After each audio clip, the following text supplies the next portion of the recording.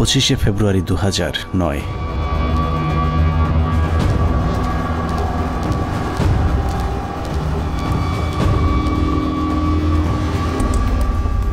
মহাজোট সরকার ক্ষমতায় আসার মাস দেড়েকের মাথায় বর্বরতম এক হত্যাকাণ্ডের মাধ্যমে ভেঙে দেয়া হয় সীমান্তে উঁচু করে যারা শত্রুর সামনে প্রাচীর হয়ে থাকত তাদের মেরুদণ্ড। বিডিআর সেনাবাহিনীর সমন্বয়ে গঠিত সুশৃঙ্খল একটি বাহিনীর মগজে বিষ বাষ্প ঢুকে উস্কে দেওয়া হয় হিংসা আর প্রতিশোধের আগুন। সেই আগুনেই পুড়েছে বিশ্বাস, আস্থা আর ভালোবাসায় তৈরি করা সাজানো গোছানো এক সুখের ঘর। পিলখানায় লাগা সে আগুনে শুধু যে 57 সেনা কর্মকর্তাই পুড়েছে তা নয়, সেই সাথে পুড়েছে কয়েক হাজার জওয়ানের সুখ, স্বপ্ন, সংসার। সীমান্ত অরক্ষিত করে ওদেরকে রক্ষিত করা হয়েছে কারারক্ষীদের ঘরে, যেই ঘরে দিন, মাস, বছর করে গুনে গুনে 15 বছর পার হয়েছে সীমান্ত রক্ষীদের। সেই থেকে ওপারের শত্রু যখন খুশি এপারে এসেছে কেউ তাদের বাধা দেয়নি, কারণ ওরাই ছিল আমাদের 1,44,000 বর্গ কিলোমিটার মানচিত্রের সীমানা প্রাচীর, যেই প্রাচীরে ক্ষত ধরিয়েই আমাদের মানচিত্রকে বিক্ষত করা হয়েছিল গেল 15টি বছর। মূলত 2009 সালের 25শে ফেব্রুয়ারি বিডিআরের হত্যাকাণ্ডই আমাদের গেল 15 বছরের ভাগ্য লিখে দিয়েছিল। এই 15 বছর বাংলাদেশের রাজনীতি, শিক্ষা, অর্থনীতি থেকে শুরু করে পুলিশ, প্রশাসন সবকিছু নিয়ন্ত্রণ করেছে ভারত, আর সবচেয়ে বেশি নিয়ন্ত্রণ করেছে বাংলাদেশ সেনাবাহিনীকে, যারাই ছিল একসময় আমাদের অহংকার। নারী, টাকা আর পদের লোভে সেনাবাহিনীর কিছু কর্মকর্তা তাদের মাথা বেচে দিয়েছিল ভারতের কাছে, যাদের পরিকল্পনাতেই খুন হয়েছিল দেশপ্রেমিক 57 জন সেনা কর্মকর্তা।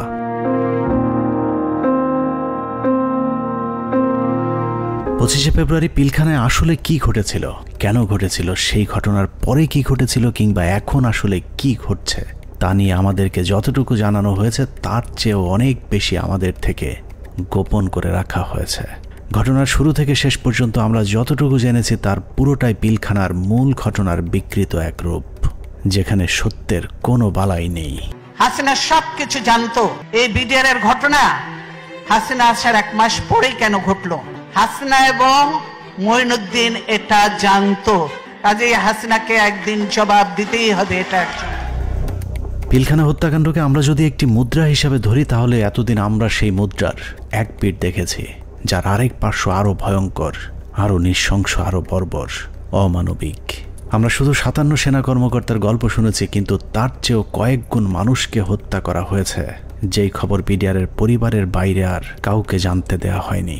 পিলখানা হত্যাকাণ্ডের মামলায় রাজসাক্ষী না হওয়ার জন্য বীর মুক্তিযোদ্ধা ডিএডি আব্দুর রহিম সাহেবকে জেলখানায় নিয়ে নির্মমভাবে ইনজেকশন পোস্ট করে তাকে শহীদ করা হয়। আনুমানিক 28 তারিখ সন্ধ্যার দিকে ওনার ভাইয়ের মানে মেজর ইনাম সাহেবের নির্দেশে আব্বু পিলখানায় আবার জয়েন করে। সন্ধ্যার সময় জয়েন করার সঙ্গে সঙ্গে কিছু আর্মি সদস্যরা আব্বুকে আলাদা করে লোকচক্ষুর আড়ালে নিয়ে যায়। সন্ধ্যা ঘনিয়ে আসার পরে একটা গাড়িতে করে চোখ বেঁধে, হাত বেঁধে ঢাকা ক্যান্টনমেন্টের দিকে নিয়ে যায় এবং ডিজিএফআই সেলে নিয়ে যায়। আব্বু তাদের কথাবার্তাতে বুঝতে পারে যে আব্বু ডিজিএফআই সেলে আছে। ওখানে সম্ভবত একটা 12 নম্বর কোন একটা রুমে আব্বুকে 10 থেকে 12 দিন রাখা হয় এবং অমানবিক নির্যাতন করা হয়।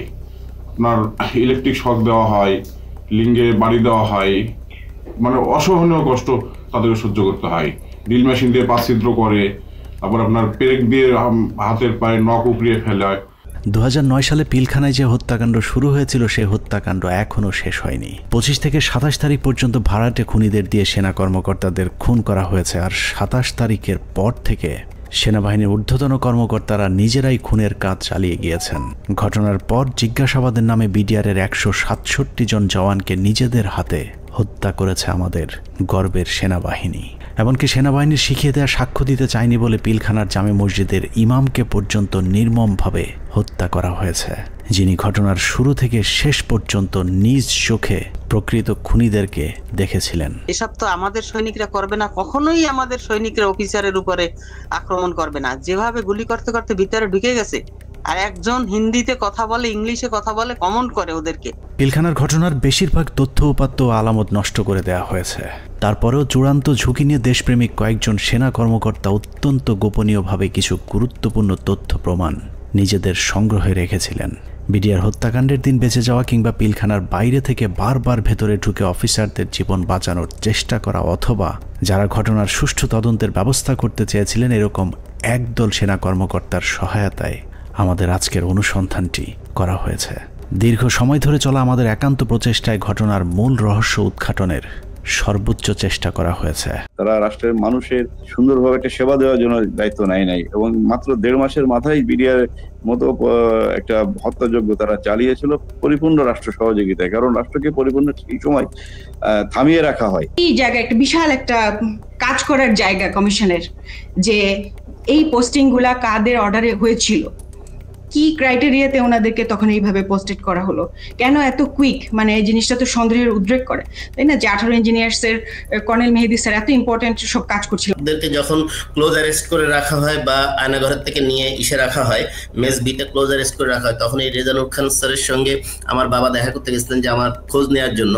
তখন উনি বলেন যে আপনার ছেলে মানে বাংলাদেশের সবচেয়ে বড় সন্ত্রাসী, তার কথা একদম ভুলে যান। পিলখানায় আসার আগের 2 বছর 3 বছর তারা আসলে কি করছিল, কোথায় তাদের পোস্টিং ছিল, তারা কাদের সাথে মেলামেশা করছে। আমাদের অনুসন্ধানে সহায়তাকারী এসব অফিসারদের সকলে বিডিআর হত্যাকাণ্ডের ঘটনায় নির্যাতনের শিকার।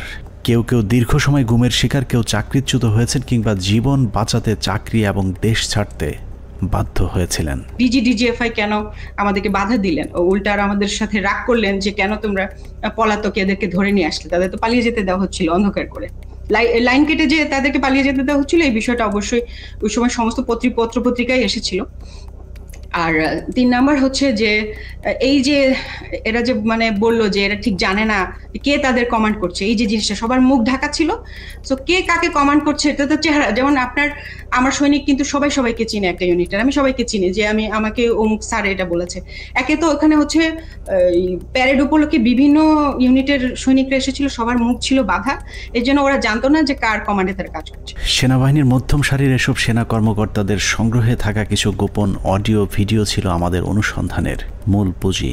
স্পর্শকাতর এসব তথ্য উপাত্ত নিয়ে আমাদের আজকের অনুসন্ধান।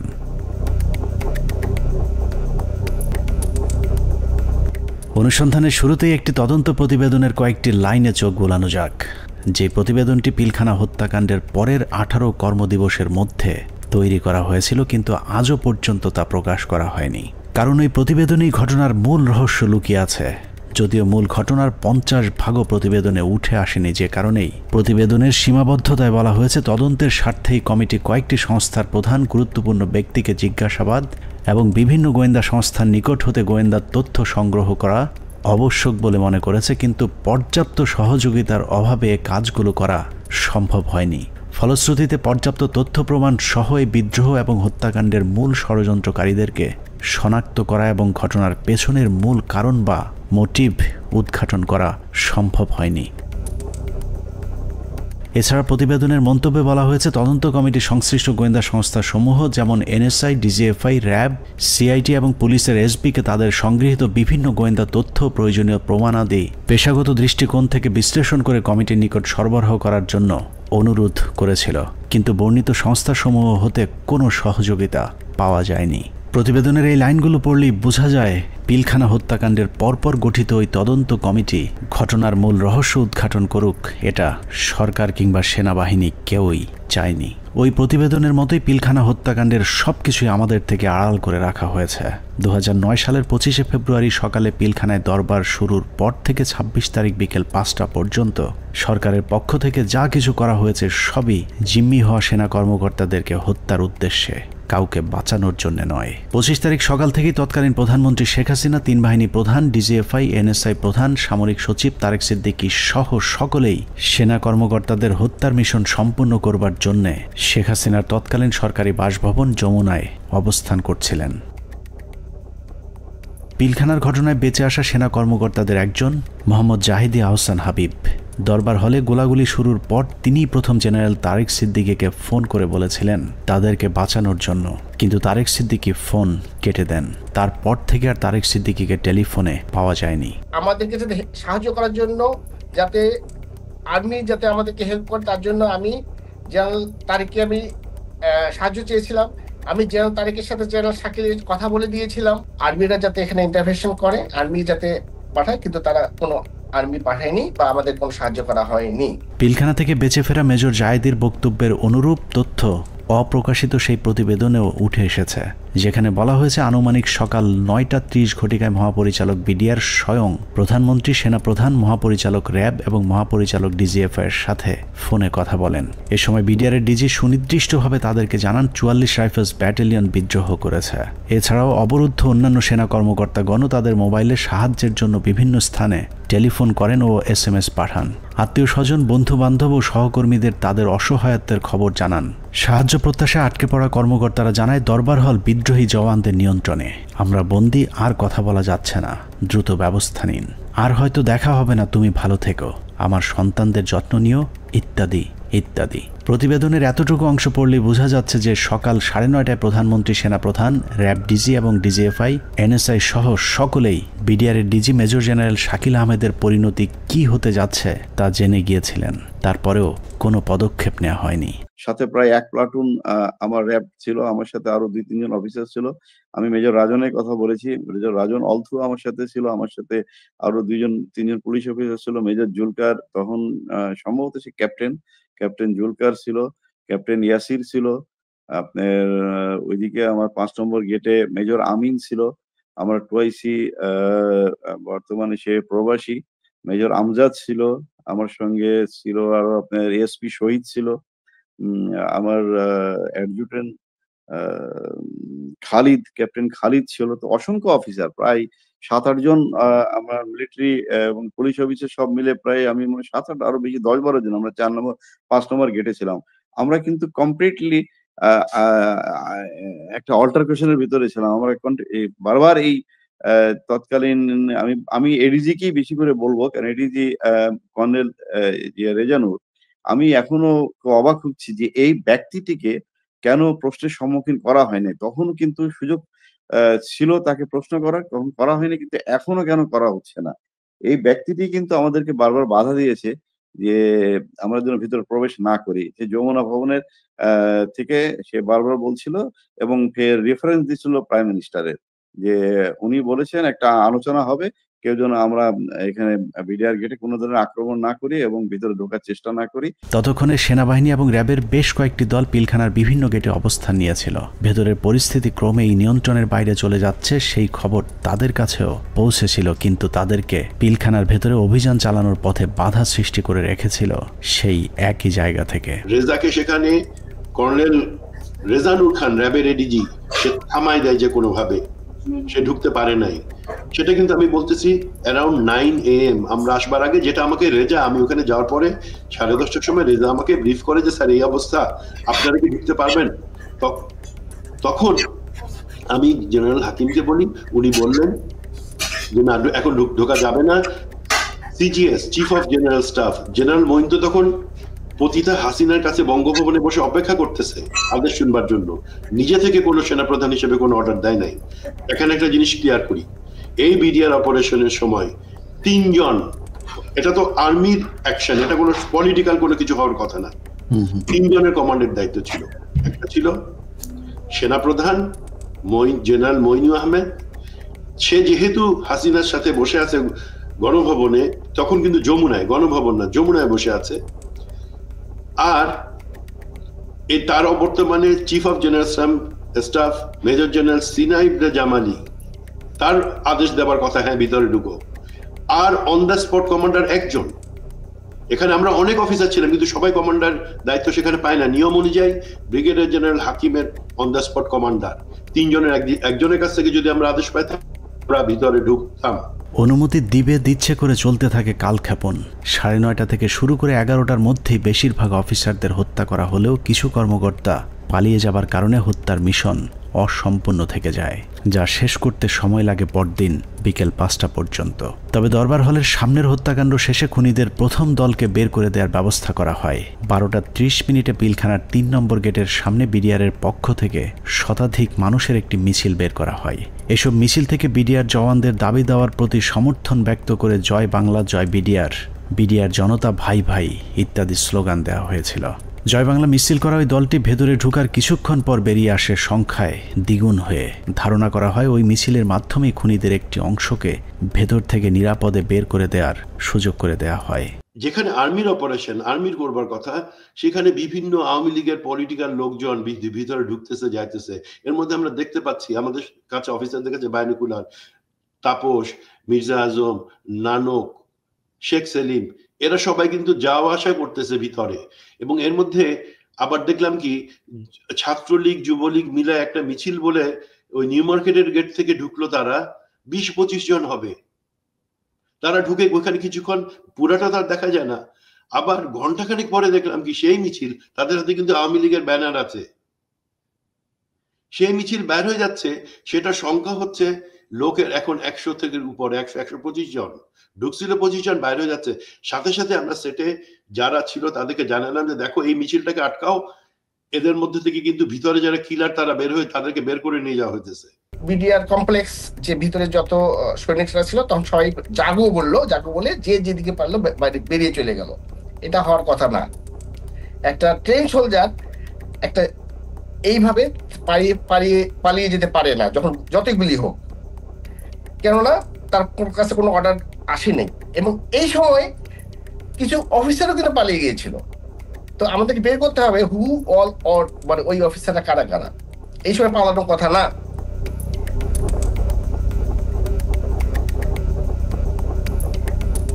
দুপুর 1:30।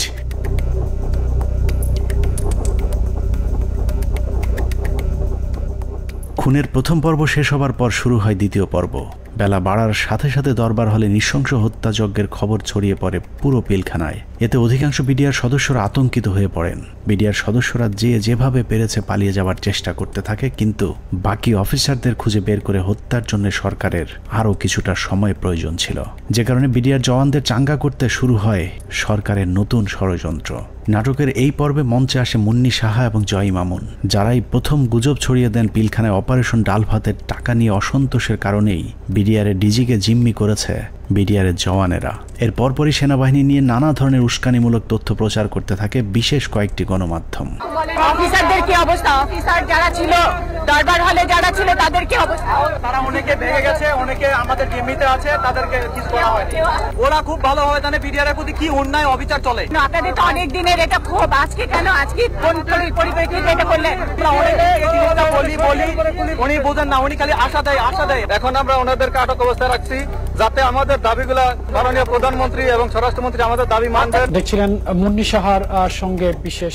এ সময় নিজেদের লেখা বিভিন্ন ধরনের লিফলেট বিডিআরের নামে প্রচার করে গুজব ছড়াতে থাকে স্থানীয় আওয়ামী লীগের নেতাকর্মীরা। পিলখানার ভেতরেও ততক্ষণে বিডিআরের মাঝে ছড়িয়ে দেওয়া হয়েছে মিডিয়া এবং জনগণ আমাদের সাথে আছে। অপারেশন ডাল ভাতের টাকা মেরে খাওয়া সেনাবাহিনীর প্রতি এমনিতেই অনেকের ক্ষোভ ছিল, তার উপর সেনাবাহিনী যে কোনো সময় হামলা চালাতে পারে এমন গুজব ছড়িয়ে অস্ত্র হাতে তুলে দেওয়া হয় বিডিআরের সাধারণ জওয়ানদের হাতে। একদিকে আওয়ামী লীগের বিডিআরের পক্ষে মিছিল, অন্যদিকে গণমাধ্যমের উস্কানিতে হত্যাকাণ্ডে অংশ নেয়নি এমন অনেকেও দুপুরের পর বিদ্রোহী হয়ে ওঠে। জিনিসপত্রের দাম কারা বাড়াইছে শুনবেন? অরিজিনাল সেনা কর্মকর্তারা বিডিআর কে দিয়ে দাম বাড়াইছে। আস্তে আস্তে বর্ডার থেকে সমস্ত মাল নিয়ে আসতো, নিয়ে আসা স্ট্রোক করতো বিডিআর এর প্যারেড গ্রাউন্ডে। স্ট্রোক করে সেই মালগুলি দেশবাসী মাধ্যমে অনেক দিন পর সাপ্লাই করতো, যার কারণে অনেক দাম বেড়ে যেত জিনিসগুলির। যত ডাল ভাতের টাকা আছে সব মেরে খেয়ে ফেলেছে। ডাল ভাতের নামে তারা কোটি কোটি টাকা হাতিয়ে নিয়ে গেছে, কোটি টাকা হাতিয়ে নিয়ে গেছে ডাল ভাতের নামে। এরই মধ্যে গণভবনের নতুন ষড়যন্ত্রের অংশ হিসেবে আওয়ামী লীগ নেতা জাহাঙ্গীর কবির নানককে পিলখানার 4 নম্বর গেটে পাঠানো হয়। পিলখানার চারপাশের এলাকা থেকে বাড়িঘর ফেলে মানুষ যখন সরে যাচ্ছিলেন, তখন বীর দর্পে 4 নম্বর গেটের দিকে এগিয়ে যান আওয়ামী লীগের তৎকালীন এলজিআরডি প্রতিমন্ত্রী জাহাঙ্গীর কবির নানক, ফজলে নূর তাপস এবং হুইপ মির্জা আজম। অন্যদিকে প্রস্তুত ছিলেন সাংসদ মাহবুবারা গিনি এবং ওয়ারেসাত হোসেন সহ আওয়ামী লীগের বেশ কয়েকজন নেতাকর্মী। একজন মহিলা এমপি, তো মহিলা এমপিকে কাছে আসার পরে তখন আমি চিনতে পেরেছিলাম। তো আর ওনাদের দুজনকে তো আমি চিনি। তো ওনারা এসে আসে দাঁড়ানোর পরে ফরিদুল কারোর কাছে এসে মহিলারা জিজ্ঞেস করলেন যে আমি কি একটা সাদা পতাকা পেতে পারি? তো স্যার তখন পিছন দিকে ঘুরে তাকালেন, ঘুরে তাকিয়ে সৈনিককে জিজ্ঞেস করলেন যে তোমাদের কারোর কাছে কোনো সাদা পতাকা বা এরকম কোনো কিছু আছে কিনা। তো তৎপরবর্তীতে ওখান থেকে ওরকম সাদা পতাকার কোনো কিছু না পাওয়াতে উনি স্যার বললেন যে আমার কাছে একটা রুমাল আছে, এটা চলবে কিনা। উনি ওটা দিয়ে দিলেন। বাট উনারা এই সময় স্যার কিন্তু ওনাদেরকে জিজ্ঞেস করলেন যে আপনারা যে এখান দিয়ে যাবেন তো ওখান থেকে গুলি হচ্ছে, তো তখন ওই মহিলা এমপি গিনি বলেছিলেন যে না আমাদেরকে গুলি করবেন বা গুলি আসবেন আমাদের দিকে, আপনি এটা নিয়ে চিন্তা করবেন। তো এই জিনিসগুলো কিন্তু কিছু সিগনিফিকেন্ট জিনিস, তখন এগুলো অর্থ বুঝি নাই যে ওনারা এইভাবে এত কনফিডেন্ট কি, বাট এগুলো যেমন পরবর্তীতে জীবনে আসার পরে আমি বুঝতে পেরেছি যে আচ্ছা এইটার মানে তাহলে এই জিনিসটা দাঁড়ায়। আওয়ামী লীগের ওই প্রতিনিধি দলকে পেয়ে বিডিআর সদস্যরা মনে করেছিল তারা হয়তো বিডিআরকে বাঁচাতেই এসেছিল, কিন্তু এটাই ছিল বিডিআরের জন্য সবচেয়ে ভয়ঙ্কর ফাঁদ, যেই ফাঁদে পা দেয় পিলখানা হত্যাকাণ্ডের পুরো দায় বিডিআরের উপর চলে আসে। পিলখানা 4 নম্বর গেটে যখন নানক আজমদের নেতৃত্বে আওয়ামী লীগের একটা দল পিলখানার ভেতরে পৌঁছায়, তখন বিডিআরের পোশাক পরা কিছু লোক তাদের সাথে বেশ কিছুক্ষণ কথাবার্তা বলেন। তাদের মধ্যে কি কথা হয়েছে সেটা জানা না গেলেও এর পরপরই বিডিআরের কয়েকজন ব্যক্তিকে সামনে নিয়ে আসা হয় যাদের নাম এর আগে কখনো শোনা যায়নি। তাদের মধ্যে একজন ডিএডি তৌহিদ, যাকে আমরা পিলখানা হত্যাকাণ্ডের কথিত মূল হোতা হিসেবে এতদিন ধরে জেনে এসেছি। নানক আজমদের সাথে বৈঠক করা ওই দলটি ডিএডি তৌহিদ সহ কয়েকজন ডিএডিকে খুঁজতে থাকেন। বিডিআরের পোশাক পরা ওই দলটি ডিএডি তৌহিদের পিলখানার বাসায় গিয়ে তৌহিদের সন্ধান চেয়েছিলেন, কিন্তু বিডিআরের পোশাক পরা থাকলেও ডিএডি তৌহিদ সেনাবাহিনী নাকি বিডিআরের কর্মকর্তা সেটাও তারা জানতেন না। আমার বাসার সামনে নেম প্লেট ছিল তৌহিদ লেখা, জিজ্ঞেস করতেছে যে তৌহিদ উনি কি বিডিআর না আর্মির? আমি বলছি উনি বিডিআর এর র্যাঙ্ক কি? ডিএডি কি আর্মির না বিডিআর এর? মানে ওনারা এটাও চিনে না যে ডিএডি র্যাঙ্ক আর্মি বিডিআর এ হয়, বুঝেন? তাহলে ডিএডি তৌহিদের পরিবারকে ভয়ভীতি দেখিয়ে তার অবস্থান জানা হয়। এরপরই প্রথমবারের মতো দৃশ্যপটে আসেন ডিএডি তৌহিদ, ডিএডি আব্দুর রহিম সহ বেশ কয়েকজন বিডিআরের সৈনিক, যাদেরকে বিডিআর বিদ্রোহের নেতা পরিচয় দিয়ে নিয়ে যাওয়া হয় প্রধানমন্ত্রীর সাথে বৈঠকে। বেলা 3:40 বিডিআরের 14 দলের একটি প্রতিনিধি দল শেখ হাসিনার বাসভবন যমুনায় প্রবেশ করেন। পিলখানা হত্যাকাণ্ড নিয়ে করা গোপন সেই প্রতিবেদনে উল্লেখ করা হয়েছে, বিডিআরের ওই প্রতিনিধি দলটি যমুনায় শেখ হাসিনার সাথে বৈঠকের সময় সেখানে আর কাউকে থাকতে দেওয়া হয়নি। অর্থাৎ পিলখানার ভেতরে সেনা কর্মকর্তাদের ভাগ্যে কি ঘটেছিল সেই খবর একমাত্র শেখ হাসিনাকেই জানানো হয়েছিল। যমুনায় বৈঠক শেষে বিডিআরের প্রতিনিধি দল গেটের বাইরে আসার পর অপেক্ষমান সাংবাদিকদের সাথে কথা বলেন। সেখানে নানান প্রশ্নের জবাব দেওয়ার পর ভেতরে কতজন শহীদ হয়েছেন সেটা নিয়ে জিজ্ঞেস করতেই ডিএডি তৌহিদকে সেখান থেকে সরিয়ে নিয়ে যায় জাহাঙ্গীর কবির নানক।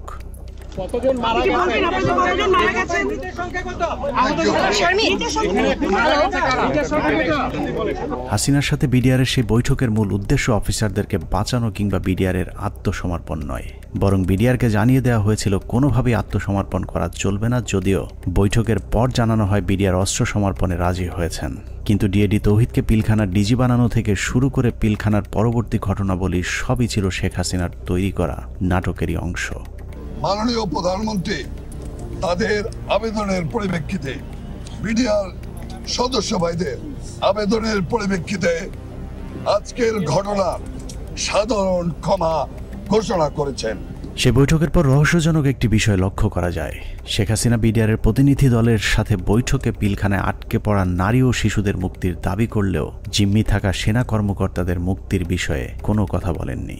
ভিতরে যারা মহিলা, শিশু, সন্তানদের নিয়ে যারা আটকা পড়েছেন হেডকোয়ার্টারের ভিতরে, তাদেরকে এই মুহূর্তে তারা যাওয়ার পরিস্থিতি ব্যবস্থা করে দিবেন। কেন শুধুই নারী শিশুদের মুক্তি চাওয়া হয়েছিল সেই প্রশ্নের উত্তর জানতে আমরা 2009 সালের একটি জিজ্ঞাসাবাদের অডিও শুনে আসব, যেখানে পিলখানা হত্যাকাণ্ডে অভিযুক্ত হিসেবে জাহাঙ্গীর কবির নানককে সেনাবাহিনীর বিশেষ একটি তদন্তকারী দল জিজ্ঞাসাবাদ করেছিলেন। যদিও সেই অনুসন্ধান আর চলতে দেওয়া হয়নি, তারপরেও সেদিনের জিজ্ঞাসাবাদে কি কথা হয়েছিল তার পুরো ক্যাসেটটি সেনাবাহিনীর একটি সূত্র আমাদের কাছে পাঠিয়েছে। এত বড় একটা নেগোসিয়েশন হলো, ডিজি এবং অফিসার বা ফ্যামিলিদের বেরিয়ে আসার ব্যাপারে কোনো আপনার স্টেটমেন্ট তো ছিল না, বা না বলছি যে আপনার মানে এটা নেগোসিয়েশন ডিলের মধ্যে এটা হলো না কেন যে ঠিক আছে তোমরা এটা রাখো, এটা ছাড়ো, অস্ত্র দাও, এই কন্ডিশনস টার্মস অফ কন্ডিশনস সবাইকে ছেড়ে দিবে না, তাহলে তো কেউ যাবে নিয়ে আসবে বা ডিজির সাথে কথা হবে, আচ্ছা ঠিক আছে সাধারণ ক্ষমা হবে, কিন্তু তার আগে আমি ডিজির সাথে কথা বলে সেই পরিপ্রেক্ষিতে কিন্তু ওনারা ঢুকলেন মাননীয় স্বরাষ্ট্রমন্ত্রী মহোদয়। না ওইটা আমি বলতেছি যখন সাধারণ ক্ষমা ঘোষণার আগে অ্যাটলিস্ট লাস্ট একটা কন্ডিশন হওয়া উচিত ছিল যে আমি ডিজি যেহেতু আটকাছে বলতেছো, সুতরাং তোমাদের কাউকে পাঠাও, ডিজির সাথে আমি কথা বলে নিশ্চিত হতে চাই। মানে তখন কিন্তু অলরেডি দেশের 16 কোটি মানুষ কোনো না কোনোভাবে আন্দাজ করে ফেলছে যে ডিজি মারা গেছে। 4টার সময় প্রাইম মিনিস্টার অফিসে যখন আলাপ হয়, তা এই আলাপের মধ্যে ডিজির মৃত্যুর বিষয়টা আসলো না কি করে, বা অল ইন্টেলিজেন্স সোর্সেস মিস করলো কি করে, যে আপনার কোনো প্রেস ব্রিফিংয়েও এটা আসলো না? অফিসার বা তার ফ্যামিলি সরি আসছে, আমি এই যে বিষয়টা আমার কাছে আপনার প্রেস ব্রিফিংয়ে শুধু জিম্মির ব্যাপার আসছে, বা ডিজি বা তার অন্যান্য অফিসারদের রিলিজের ব্যাপারে যারা আটক আছেন তাদেরকে পার্টিকুলার ডিজি কথা বলা হয়নি স্যার। আমার কথাই নাই, কিন্তু বলা ছিল যাদেরকে জিম্মি করছেন, but it was A casual কথা, নট না যে অফিসার ওকে ডিজি এবং অফিসাররা ফেরত আসবে অথবা 10 জন থাকবে বাকিটা কিন্তু ওই DG being the main centre focal point of PDR, আমাদের কিন্তু প্রথমে আসলে ডিজি আছে কিনা এই জিনিসটা কিন্তু কোথাও কোনো প্রেস ব্রিফিং এর কোথাও, মানে সাধারণ ক্ষমার আগে তো এই কন্ডিশন হতে হবে, যেটা হত্যাকারী তো সাধারণ ক্ষমা পেতে পারে। অল এরকম কিন্তু আলোচনা হয়েছে, কিন্তু পার্টিকুলারলি ডিজি বলানের শুধু ওখানে বলা ছিল যে সকল মহিলা, শিশু এবং অফিসাররা যারা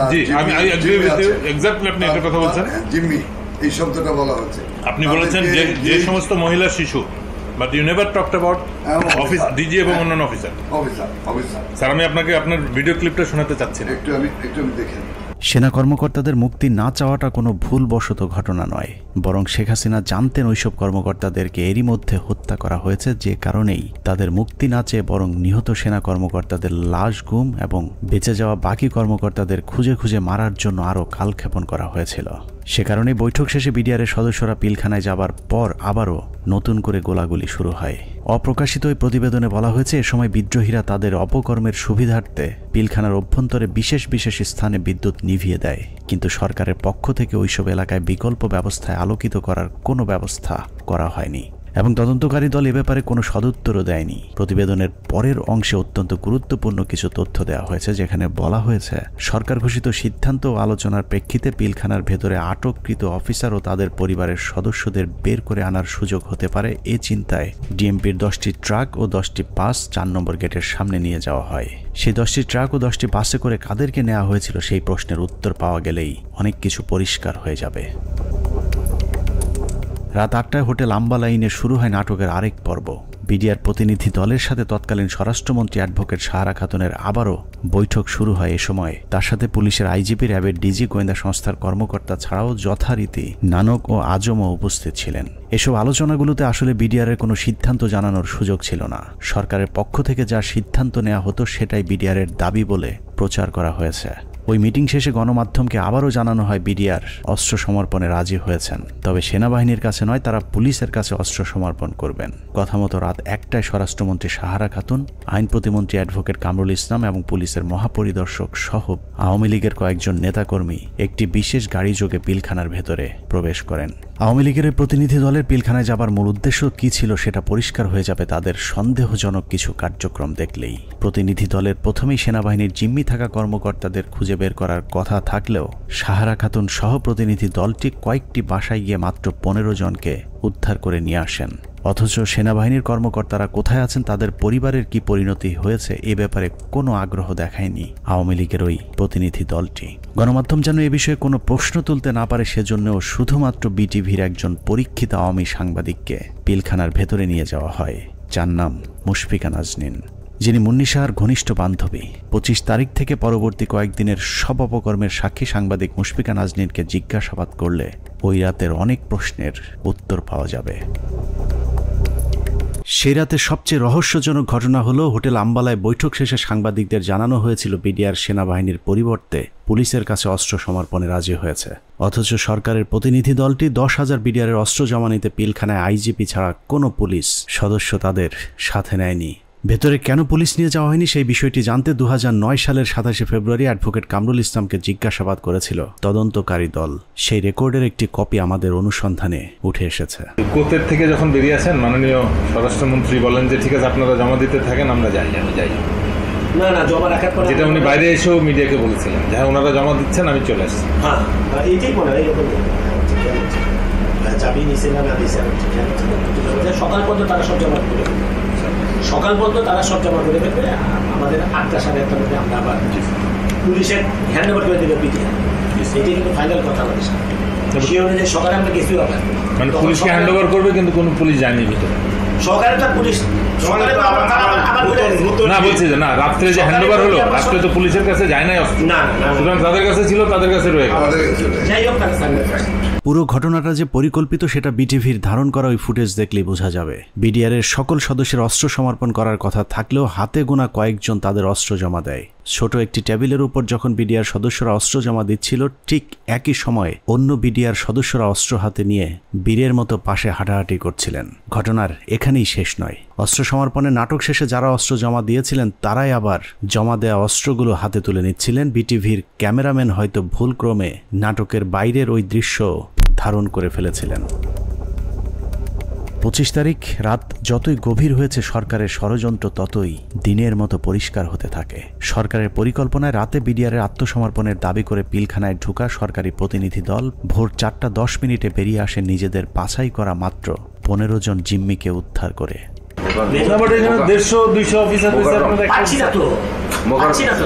তাহলে মানে যে কোনো হোস্টেজ রেস্কিউ,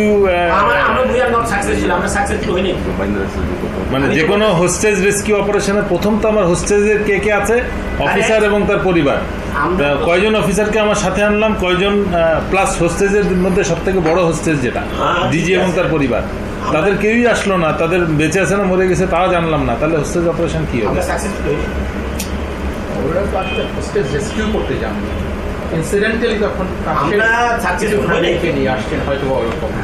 নাটকের পর নাটক শেষে পরদিন সকাল শুরু হয় আরেক নাটকের মধ্য দিয়ে। 26 তারিখ সকাল 9টায় কৃষিমন্ত্রী মতিয়া চৌধুরী, জাহাঙ্গীর কবির নানক, জাতীয় পার্টির চেয়ারম্যান হোসেন মোহাম্মদ এরশাদ, আইন প্রতিমন্ত্রী কামরুল ইসলাম এবং ব্যারিস্টার তাপস আবারও পিলখানার 4 নম্বর গেটে উপস্থিত হন।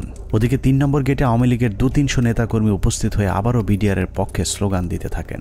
এক পর্যায়ে মিছিলটি পিলখানার ভেতরে ঢুকে যায়। তবে ভেতরে যে কজন ঢুকেছিলেন তার চেয়ে কয়েক গুণ বেশি লোকজন নিয়ে পিলখানা থেকে কিছুক্ষণ পরে বেরিয়ে আসে আওয়ামী লীগের ওই মিছিলটি। 27 তারিখ তো 26 তারিখে একটা মাইক্রোবাসে করে বাইরের যে লোকেরা ভেতরে ঢুকেছিল তারা বের হয়ে যায়। 26 তারিখ দুপুর 2:30 12 সদস্যের মহাজোট মধ্যস্থকারী কমিটি গঠন করা হয়। আওয়ামী লীগ নেতা আব্দুল জলিলের নেতৃত্বে এই কমিটি আবারও হোটেল আম্বালাইনে বিডিআরের সাথে লোক দেখানো বৈঠক করেন। বৈঠক শেষে স্বরাষ্ট্রমন্ত্রী সাহারা খাতুন, জাহাঙ্গীর কবির নানক এবং মির্জা আজম আবারও 4 নম্বর গেট দিয়ে পিলখানায় প্রবেশ করেন। বিকেল 5টায় শেষবারের মতো আবারও ঘোষণা দেওয়া হয় বিডিআর অস্ত্র সমর্পণ করবে।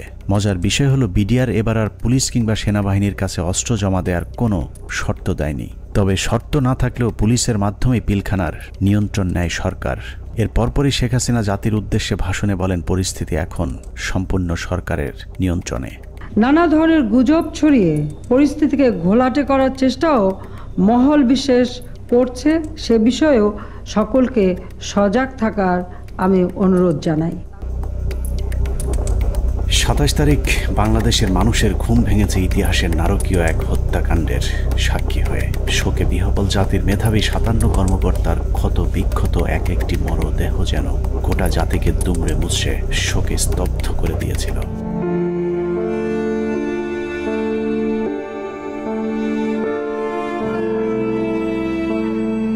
এভাবেই শেষ হয় শ্বাসরুদ্ধকর পিলখানা ট্র্যাজেডির 33 ঘন্টা। পিলখানার ঘটনা নিয়ন্ত্রণে আনতে কেন 2 দিন সময় লাগলো? একজন অফিসারকেও জীবিত উদ্ধার না করলে সরকার এই 2 দিনে আসলে কি পদক্ষেপ নিয়েছিল সেটা জানতে আমরা পিলখানা হত্যাকাণ্ডের শেষ 1 ঘন্টার একটি ঘটনা দেখে আসব। 27 তারিখ বিকেল 5টায় বিডিআরের অস্ত্র সমর্পণের ঘণ্টাখানেক আগে শেখ তাপসের নেতৃত্বে একটি দল শেষবারের মতো মাইকিং করে জীবিত কেউ থাকলে বের হয়ে আসার অনুরোধ করেছিলেন। মাইকিং শুনে যেসব সেনা কর্মকর্তারা জীবন বাঁচাতে গাড়ির কাছে গিয়েছিলেন তাদের একজন ক্যাপ্টেন তানভীর, যার লাশ এখনো খুঁজে পাওয়া যায়নি। আমাদের হাতে আসা একজন সিপাহীর জিজ্ঞাসাবাদের একটি রেকর্ডে ক্যাপ্টেন তানভীর সম্পর্কে গুরুত্বপূর্ণ তথ্য পাওয়া গেছে। উনি হচ্ছেন আমাদের এমপি তাপস। তখন উনি আমার দিকে বড় বড় করে চোখ থেকে তাকালেন। এমপি তাপস ওনাকে বলছে তাহলে গাড়িতে উঠে। আমি বললাম, স্যার আমাকে নিয়ে যান, আমি এখানে একা কি করবো? বলছে না, তুমি 1 নম্বর গেট দিয়ে, তারপরে বলতো 1 নম্বর গেট দিয়ে তুমি বাইরে চলে যাও। বুঝলাম, ওনাকে গাড়িতে উঠে চলে যাবে। এর মধ্যে তাদের স্যার আমার কাঁধে হাত রাখে, একে বলে মনে তুমি কোনো চিন্তা করো না, তুমি বাসা চলে যাও। চলে গেলেন গাড়ি নিয়ে, আমি চলে আসবো।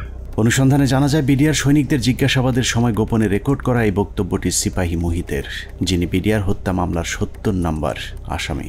জিজ্ঞাসাবাদের সময় একজন সেনা কর্মকর্তার কাছে সিপাহী মুহিত ক্যাপ্টেন তানভীরের ভাগ্যে আসলে কি ঘটেছিল তার বিশদ বর্ণনা দিয়েছেন। কোনোভাবেই কিছু হয় না, উনি এখান থেকে ফোনে কথা বললেন, আমার মোবাইলে কথা বললেন, এক জায়গায় সার বললেন, আরেক জায়গায় চুরি করে কথা বললেন।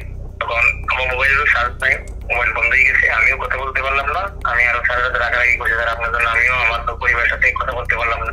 সিপাহী মুহিতের বক্তব্য অনুযায়ী ক্যাপ্টেন তানভীর সবশেষ তার স্ত্রীর সাথে মুহিতের মোবাইল ফোনে কথা বলেছেন এবং ফোনের চার্জ শেষ হয়ে যাবার পর লাইন কেটে যায়। ঘটনার সত্যতা জানতে আমরা তানভীরের স্ত্রীর সাথে কথা বলেছিলাম।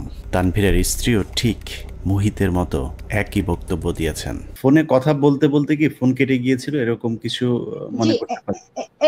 এরকম ফোন হয় কেটে গিয়েছিল বা কোনো আর সাউন্ড পরে শুনতে পাইনি। তার মানে সিপাহী মুহিত এবং তানভীরের স্ত্রী দুজনের বক্তব্যে এটা পরিষ্কার যে ক্যাপ্টেন তানভীরকে বিডিআর নয়, তাপস নিজেই হত্যা করেছে। অতএব তাপসই বলতে পারবে তানভীর কি জীবিত নাকি তাকে মেরে ফেলা হয়েছে।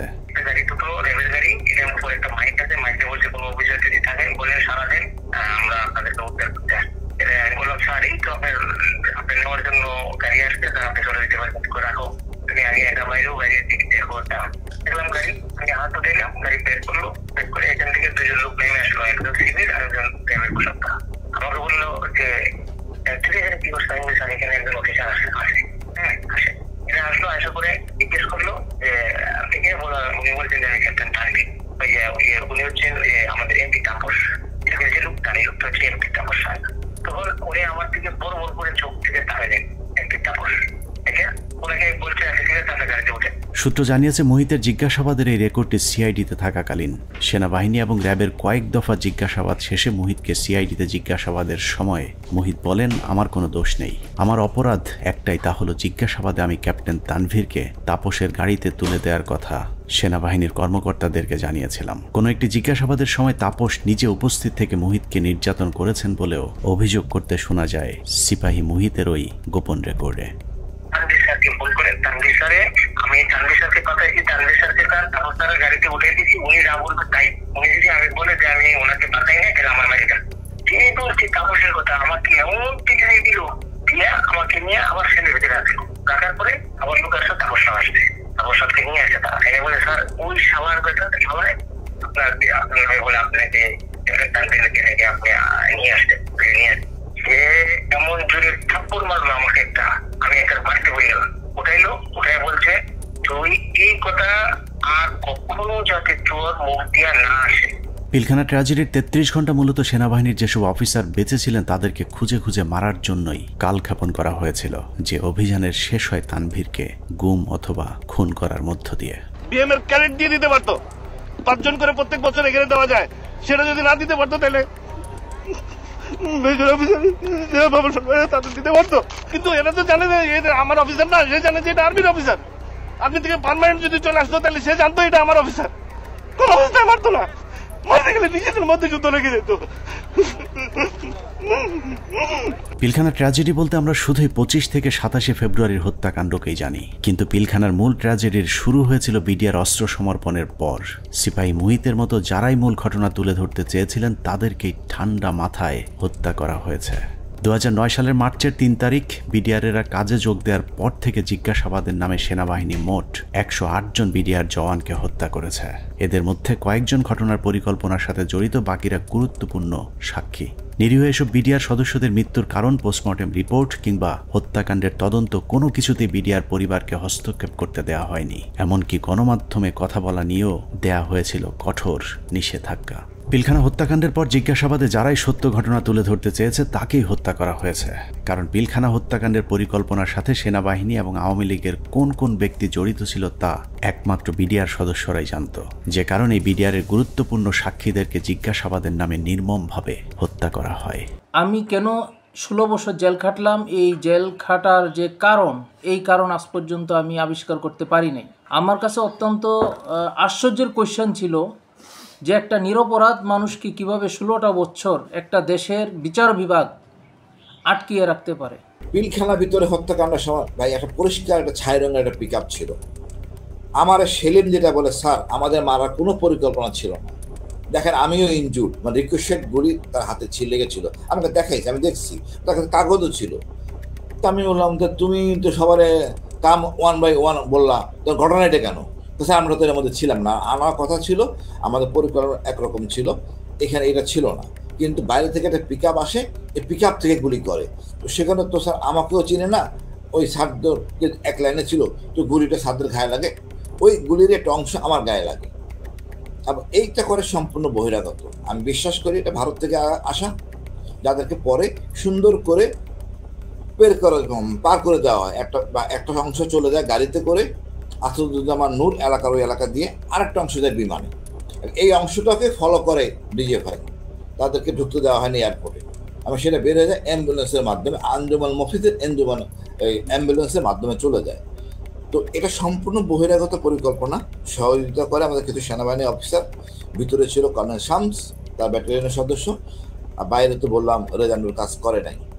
আর আমাদের শেখ হাসিনা যদি থাকে জড়িত, কি কি কাজ করবে, কাজ করতে পারে নাই। তবে আমি মনে করি দায়িত্ব পালনের অনীহা, এই কারণে সবাইকে আইনের আওতায় নিয়ে আসা উচিত।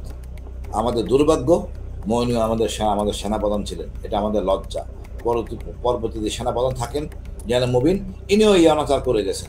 হত্যাকাণ্ডের সবচেয়ে গুরুত্বপূর্ণ সাক্ষী ছিলেন পিলখানা জামে মসজিদের পেশ ইমাম মাওলানা মোহাম্মদ সিদ্দিকুর রহমান।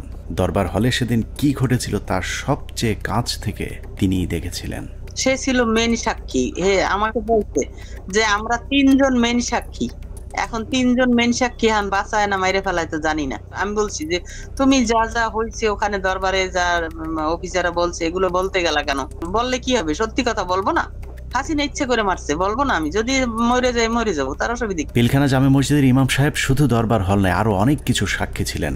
ঘটনার কয়েক মাস আগে থেকেই শুক্রবার জুম্মার নামাজের শেষে যেসব গোপন মিটিংগুলো হতো, সেখানে বিডিআরের সৈনিকদের সাথে তাপস, নানক এবং আওয়ামী লীগ নেতা তোরাব আলী সহ অনেককে উপস্থিত থাকতে দেখেছিলেন মসজিদের ইমাম সিদ্দিকুর রহমান। এই ডিসেম্বর মাস থেকে প্রতি শুক্রবার আমাদের মসজিদে আসতো, আইসা নামাজ পড়ে তারপর বলতো কি, মুয়াজ্জিন সাহেব, ইমাম সাহেব আপনারা যান, মুয়াজ্জিন সাহেব আপনি পরে এসে একটু মসজিদ আটকাইয়েন, আমরা একটু কথা বলি। কিছু লোক নিয়ে উনি মসজিদের মাঝখানে বসে কথা বলতো, চারপাশে দরজা আটকাইয়া, তাই ওগুলো বাইরে থেকে শোনার কোনো কায়দা নেই, শোনা যাইতো না। এরকম প্রতি শুক্রবার করতো। ওই যে হাজি সেলিম নাকি ওনার নাম, আমাকে হুজুর যখন বাসায় আসছে দরবার হল থেকে, তারপরে মানে উনি ঘরে পায়চারি করে আর মানে পান খায় আর পাগলের মতো করতেছে যে এইসব কাহিনীর জন্য হয়েছে, এসব তো আমাদের সৈনিকরা করবে না, কখনোই আমাদের সৈনিকরা অফিসারের উপরে আক্রমণ করবে না। যেভাবে গুলি করতে করতে ভিতরে ঢুকে গেছে, আর একজন হিন্দিতে কথা বলে, ইংলিশে কথা বলে, কমেন্ট করে ওদেরকে। পিলখানা জামে মসজিদের পেশ ইমাম তার পরিবারকে জানিয়েছিলেন, দরবার হলে বিডিআরের একজন সৈনিক প্রথমে অস্ত্র ধরলেও প্রথম হত্যা করা হয় বিডিআরের একজন সৈনিককে, যে কারণেই সৈনিকেরা উত্তেজিত হয়ে উঠেছিলেন।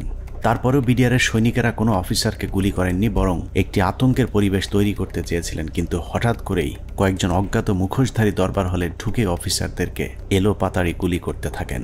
যারা আমাদের সৈনিক তারা কিন্তু উপরে গুলি করছে, তারা কিন্তু ভিতরে গুলি করেনি, গায়ে গুলি করেনি, তাদেরকে গুলি করার অর্ডার দিয়েছে। একজন মানে বলতেছে আমাদের বাসার সামনে থেকে যায় এক বাবুর্চি, হাতে একটা লাঠি। তখন আমার ছেলে আবার ওয়ালের উপর থেকে বলতেছে, আঙ্কেল আপনি লাঠি নিয়ে যান কেন? আমি যদি লাঠি না নিই না আমার নাকি মেরে ফেলবে। এখন এরা ভয়ে এরা অস্ত্র নিছে, কিন্তু এরা গুলি করে নেই। এরা কি করছে, ওই ছাদের দিকে গুলি করছে, উপরে গুলি করছে, এই করিডোরে ওরা বের হয়ে চলে গেছে। ঘটনার পর জিজ্ঞাসাবাদেও ইমাম সাহেব একই কথা বলেছিলেন, কিন্তু বহিরাগতদের হিন্দিতে কথা বলার বিষয়গুলো বাদ দিয়ে সরকারের লিখে দেওয়া সাক্ষী দেওয়ার জন্য ইমাম সাহেবকে চাপ দেওয়া হয়। কিন্তু ইমাম সাহেব সেই চাপে মিথ্যা সাক্ষী দিতে রাজি হননি, যে কারণে তার উপর শুরু হয় শারীরিক এবং মানসিক নির্যাতন। আমাকে স্টেটমেন্ট ওখানে চেঞ্জ করতে বলছে, আপনার স্টেটমেন্ট সবগুলো ডিলিট করে আমরা নতুন যেটা বলবো সেইটা আপনি দেবেন, সেই বয়ান রেকর্ড করব। এটার জন্য খুব চাপ দিয়েছে। চাপ দেওয়ার পর উনি বলছে যে আমি কোনোদিন এটা পাল্টাবো না, কারণ আমি যা চোখে দেখছি এবং আমি যা যা দেখছি, যা যা ঘটনা ঘটছে, এগুলো আমি বলবোই, এটা ছাড়া আমি মিথ্যা কথা বলতে পারবো না। সেটা আপনারা যা করেন করেন। তখন তারা নিয়ে একটা সৈনিকের মানে লজ্জাস্থানে নাকি কারেন্ট দিয়ে শক দেয়, এইটা দেখাইছে তারে। উনি মানে আমি ওই সময় মানে অজ্ঞান হয়ে যাই, এরকম অবস্থা হয়ে গেছিল আমার। আমি মানুষ এরকম কিভাবে করে। তারপরেও ইমাম সাহেব কোনোভাবেই মিথ্যা বলতে রাজি না হওয়ায় 2009 সালের 12ই মার্চ জিজ্ঞাসাবাদের জন্য ডেকে নিয়ে যাওয়া হয় তাকে। সেদিনই ছিল তার জীবনের শেষ দিন। নিজের পায়ে হেঁটে যাওয়া মানুষটি পরদিন পরিবারের কাছে লাশ হয়ে ফিরে আসেন। বিডিআর 3টা থেকে 6টা পর্যন্ত কি চিকিৎসা হয়েছে এবং ঢাকা মেডিকেলেও যে কি চিকিৎসা হয়েছে আমরা তো কোনো চিকিৎসার কিছুই জানি না, এবং পোস্টমর্টম রিপোর্ট কি আসলো আসল রিপোর্ট, যে সেই রিপোর্টটা আমাদেরকে দিল না। পিলখানা জামে মসজিদের পেশিমা মাওলানা রফিকুল ইসলামের মৃত্যুর কারণ হিসাবে পরিবারকে জানানো হয়েছিল হার্ট অ্যাটাক। ইমাম সাহেবের মতো 3 তারিখের পর থেকে হঠাৎ করেই পিলখানা থেকে ধরে নিয়ে যাওয়া বিডিআর সদস্যদের হার্ট অ্যাটাক এবং আত্মহত্যার সংখ্যা বাড়তে থাকে, যা ছিল মূলত সেনাবাহিনীর বিডিআর সদস্যদেরকে হত্যার একটি কৌশল। আত্মহত্যার নামে সেনাবাহিনীর এরকম এক হত্যাকাণ্ডের শিকার দিনাজপুর সেক্টরের বিডিআরের নায়েক সুবেদার মোজাম্মেল হক। প্রায় 6 ফুট লম্বা একজন মানুষকে হত্যার পর লো হাইটের বাথরুমের সিলিংয়ে ঝুলিয়ে রেখে আত্মহত্যার গল্প সাজানো হয়। মেজর আসাদ স্যার মারা গিয়েছিলেন, লেফটেন্যান্ট কর্নেল কায়সার স্যার ওনার কিলারদেরকে আইডেন্টিফাই করা, তারপরে আমাদের খুব গুরুত্বপূর্ণ একজন ভালো মানুষ সেন্ট্রাল সুবেদার মেজর নুরুল ইসলাম, উনার হত্যাকাণ্ডে খুনে কারা ছিল, তারপরে মেজর সালাম। এ প্রসঙ্গে আরেকটা ইএমই ব্রাঞ্চ, যেটা ইএমই বিডিআর এর অংশ, তো ইএমইর যে ডিএডিকে জিজ্ঞাসাবাদ করা হয়, ওই জিজ্ঞাসাবাদের করে ওই বিকালবেলা ওই ইএমই ডিএডিকে আমরা ব্যারাকে ফেরত দিয়ে আসি। দিয়ে আসার পর কয়েক ঘন্টা পরে মনে হয় সন্ধ্যাবেলা আমরা খবর পেলাম যে আমি সেটে খুব শুনলাম যে ব্যারাকে একজন আত্মহত্যা করছে। পিলখানা হত্যাকাণ্ডের মাস 3 আগে থেকে যেসব মিটিংগুলো হতো, এরকম গোপন 2-1টি মিটিংয়ে উপস্থিত ছিলেন ডিএডি হাবিব। আওয়ামী লীগ নেতা এবং বিডিআরের কিছু সদস্যের গভীর ষড়যন্ত্র বুঝতে পেরে সে মিটিংয়ের গুরুত্বপূর্ণ কিছু আলোচনা গোপনে রেকর্ড করেছিলেন, যে কারণে পিলখানা হত্যা মামলায় ডিএডি হাবিবের গুরুত্বপূর্ণ জবানবন্দি পাওয়া যেত। কিন্তু জিজ্ঞাসাবাদের নামে তাকে 2009 সালে হত্যা করা হয়। তবে মৃত্যুর আগের জিজ্ঞাসাবাদের সময়কার একটি রেকর্ড আমরা আমাদের অনুসন্ধানে সংগ্রহ করেছি। এত নিরীহ লোক মারা যাচ্ছে, তো এই জন্যই আমার ওই লাগছে। আমার কাছে যারা এই কেসের হোতা তাদের আমার কাছে রেকর্ড আছে। কি রেকর্ড আছে? Mobile record. মোবাইল রেকর্ড কোথায়? আমার বাসা আছে, আমার স্ত্রীর কাছে একটা আছে, আর একটা আমার একজন লেখা আছে কয় তারিখ যেন এটা করা আছে। ডিএডি হাবিবের বাসার সেই ক্যাসেট হয়তো সেনাবাহিনী উদ্ধার করেছিল, কিন্তু আদালতে উপস্থাপন করা হয়নি, কারণ সেখানে আওয়ামী লীগ নেতাদের জড়িত থাকার সব প্রমাণ ছিল। রেকর্ডে দেখে রাখছি এই এদের সাথে যে কথোপকথনে কারা কারা জড়িত এর ভেতর। বেশ কিছু লোক আছে, যেমন এটা প্রথমে ছিল আগে এমপি সেলিমের কাছে। কোন সেলিম? এমপি শেখ সেলিম আগে। শেখ সেলিম? হ্যাঁ। আওয়ামী লীগের সাথে বিডিআরের ধারাবাহিক এসব গোপন মিটিংয়ের বিষয়টি জানার পর কিছু সৈনিক বিডিআরের নিজস্ব সিকিউরিটি ইউনিটকে জানিয়েছিল। ঘটনার 4 দিন আগে 21শে ফেব্রুয়ারি সিকিউরিটি ইউনিটের সিনিয়র জেসিও নায়েক সুবেদার রফিকুল ইসলাম বিডিআর সৈনিকদের কাছ থেকে প্রাপ্ত তথ্য ডিজিএফআই সহ ঊর্ধ্বতন সেনা গোয়েন্দা কর্তৃপক্ষকে জানিয়েছিলেন। তার সেই তথ্যের ভিত্তিতে কিছু পদক্ষেপও নেওয়া হয়েছিল, কিন্তু শেষ রক্ষা হয়নি। সুবেদার রফিকুল ইসলামকে প্রথমে ঘটনার গুরুত্বপূর্ণ সাক্ষী হিসেবে অন্তর্ভুক্ত করা হয়েছিল, কিন্তু হত্যাকাণ্ডে সেনাবাহিনীর সম্পৃক্ত থাকার বিষয়টি ধামাচাপা দিতে ঘটনার প্রায় 2 মাস পরে তাকে আটক করা হয়। কিন্তু মামলার প্রথম চার্জশিটে সুবেদার রফিকুল ইসলামের নাম না থাকা সত্ত্বেও সম্পূরক চার্জশিটের মাধ্যমে তাকে 12 নম্বর আসামি হিসেবে অন্তর্ভুক্ত করা হয়।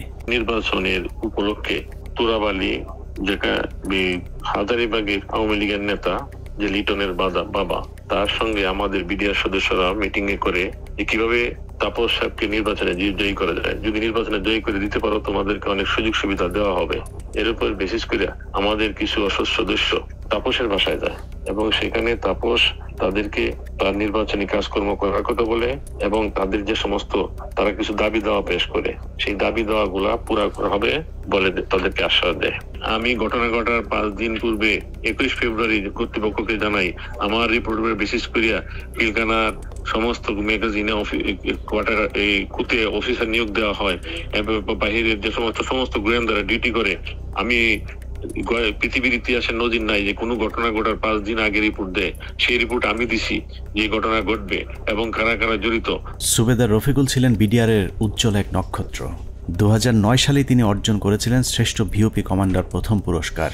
এছাড়া অসামান্য এসিআর পুরস্কার ছাড়াও বাহিনীতে তার সুনাম ছিল সর্বজন স্বীকৃত। সীমান্তের অতন্দ্র এই প্রহরীকে মৃত্যুর মুখে ঠেলে দেওয়ার উদ্দেশ্যেই তার বিরুদ্ধে যাবজ্জীবন কারাদণ্ডের রায় দেওয়া হয়েছে। পিলখানা হত্যাকাণ্ডের আগে আওয়ামী লীগের যেসব গোপন মিটিং হয়েছিল সেই মিটিংয়ে অংশ নিয়ে আরেকজন সিপাহী সেলিম রেজা। 2009 সালে জিজ্ঞাসাবাদের সময় রেকর্ড করা সেলিম রেজার বক্তব্যটা অত্যন্ত গুরুত্বপূর্ণ। স্যার, আমি নির্বাচনের আগে ব্যারিস্টার ফজলুর তাপস বিডিআর কেন্দ্রে মসজিদে নামাজ পড়তে আসতেন। ওখানে আসার পরে captain colonel Shams, captain colonel Furqan, major Reza ওনারা কথা বলতেন। আমিও এখানে ছিলাম, আমিও মাঝে মধ্যে তাদের সাথে কথা বলতাম। এই কথা বলার এক পর্যায়ে নির্বাচনের কিছু আগে আমার তাপস সাহেব পিলখানার ভিতরে এসে নির্বাচনী ঘোষণা শুরু করে। তখন বলে বিডিআরের তো অনেক সমস্যা আছে, তো আমরা এগুলো ক্ষমতায় গেলে সমাধান করে দেবো, তো এখানে বেশি কথা বলা যায় না, তো আপনারা আমার বাসায় আসেন।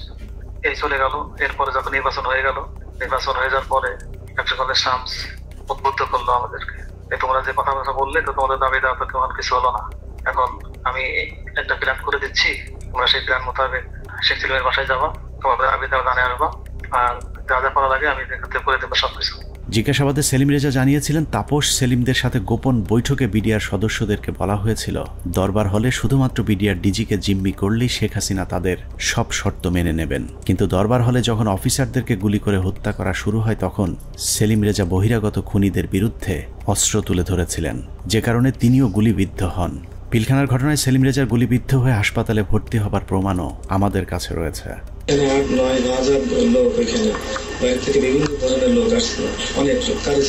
সেলিম রেজা তারপরেও অপরাধী, কারণ তিনি বিডিআরের ডিজিকে জিম্মি করতে চেয়েছিলেন, কিন্তু ফাঁসি হবার মতো অপরাধ সেলিম রেজা করেননি। আওয়ামী লীগ নেতাদেরকে বাঁচাতেই সেলিম রেজার বিরুদ্ধে ফাঁসির রায় দিয়ে তাকে হত্যার পরিকল্পনা করা হয়েছিল।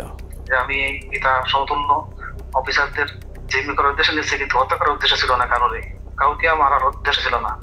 তো সেই তখন ওই মুহূর্তে আমি তাদেরকে সেভ করতে পারি, বাঁচাতে পারি।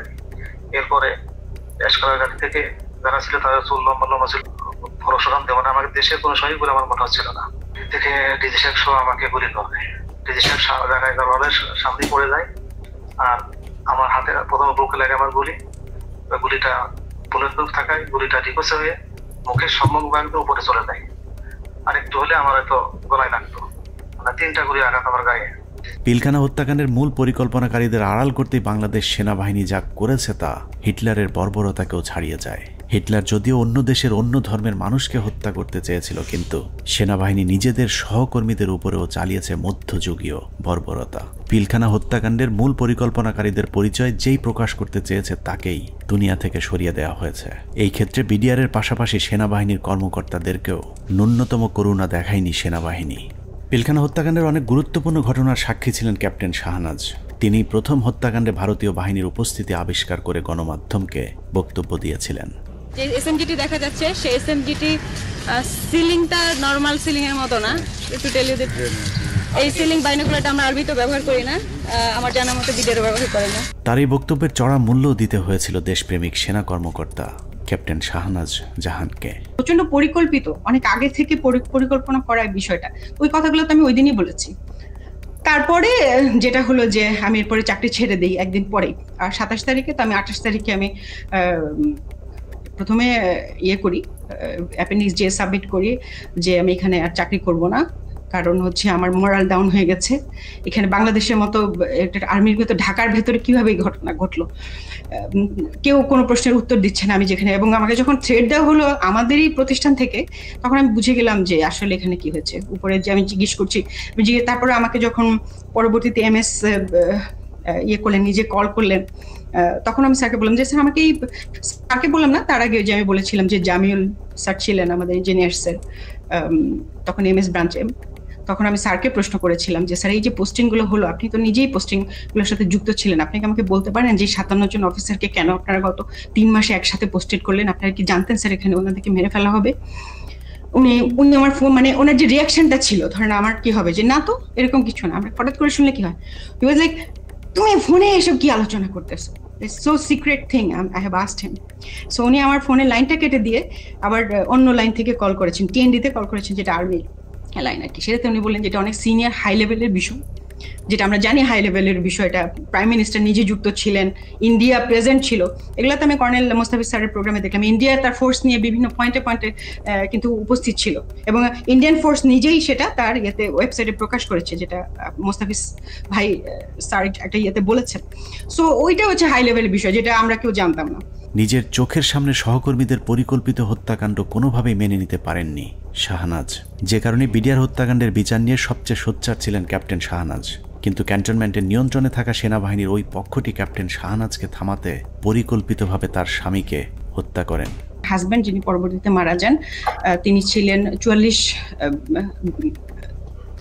আপনার মানে বিএমএ লং কোর্সের কন্টেম্পোরারি। উনি ছিলেন ফাইটার পাইলট, কোঅর্ডিনেটর আশরাফ ইবনে আহমেদ।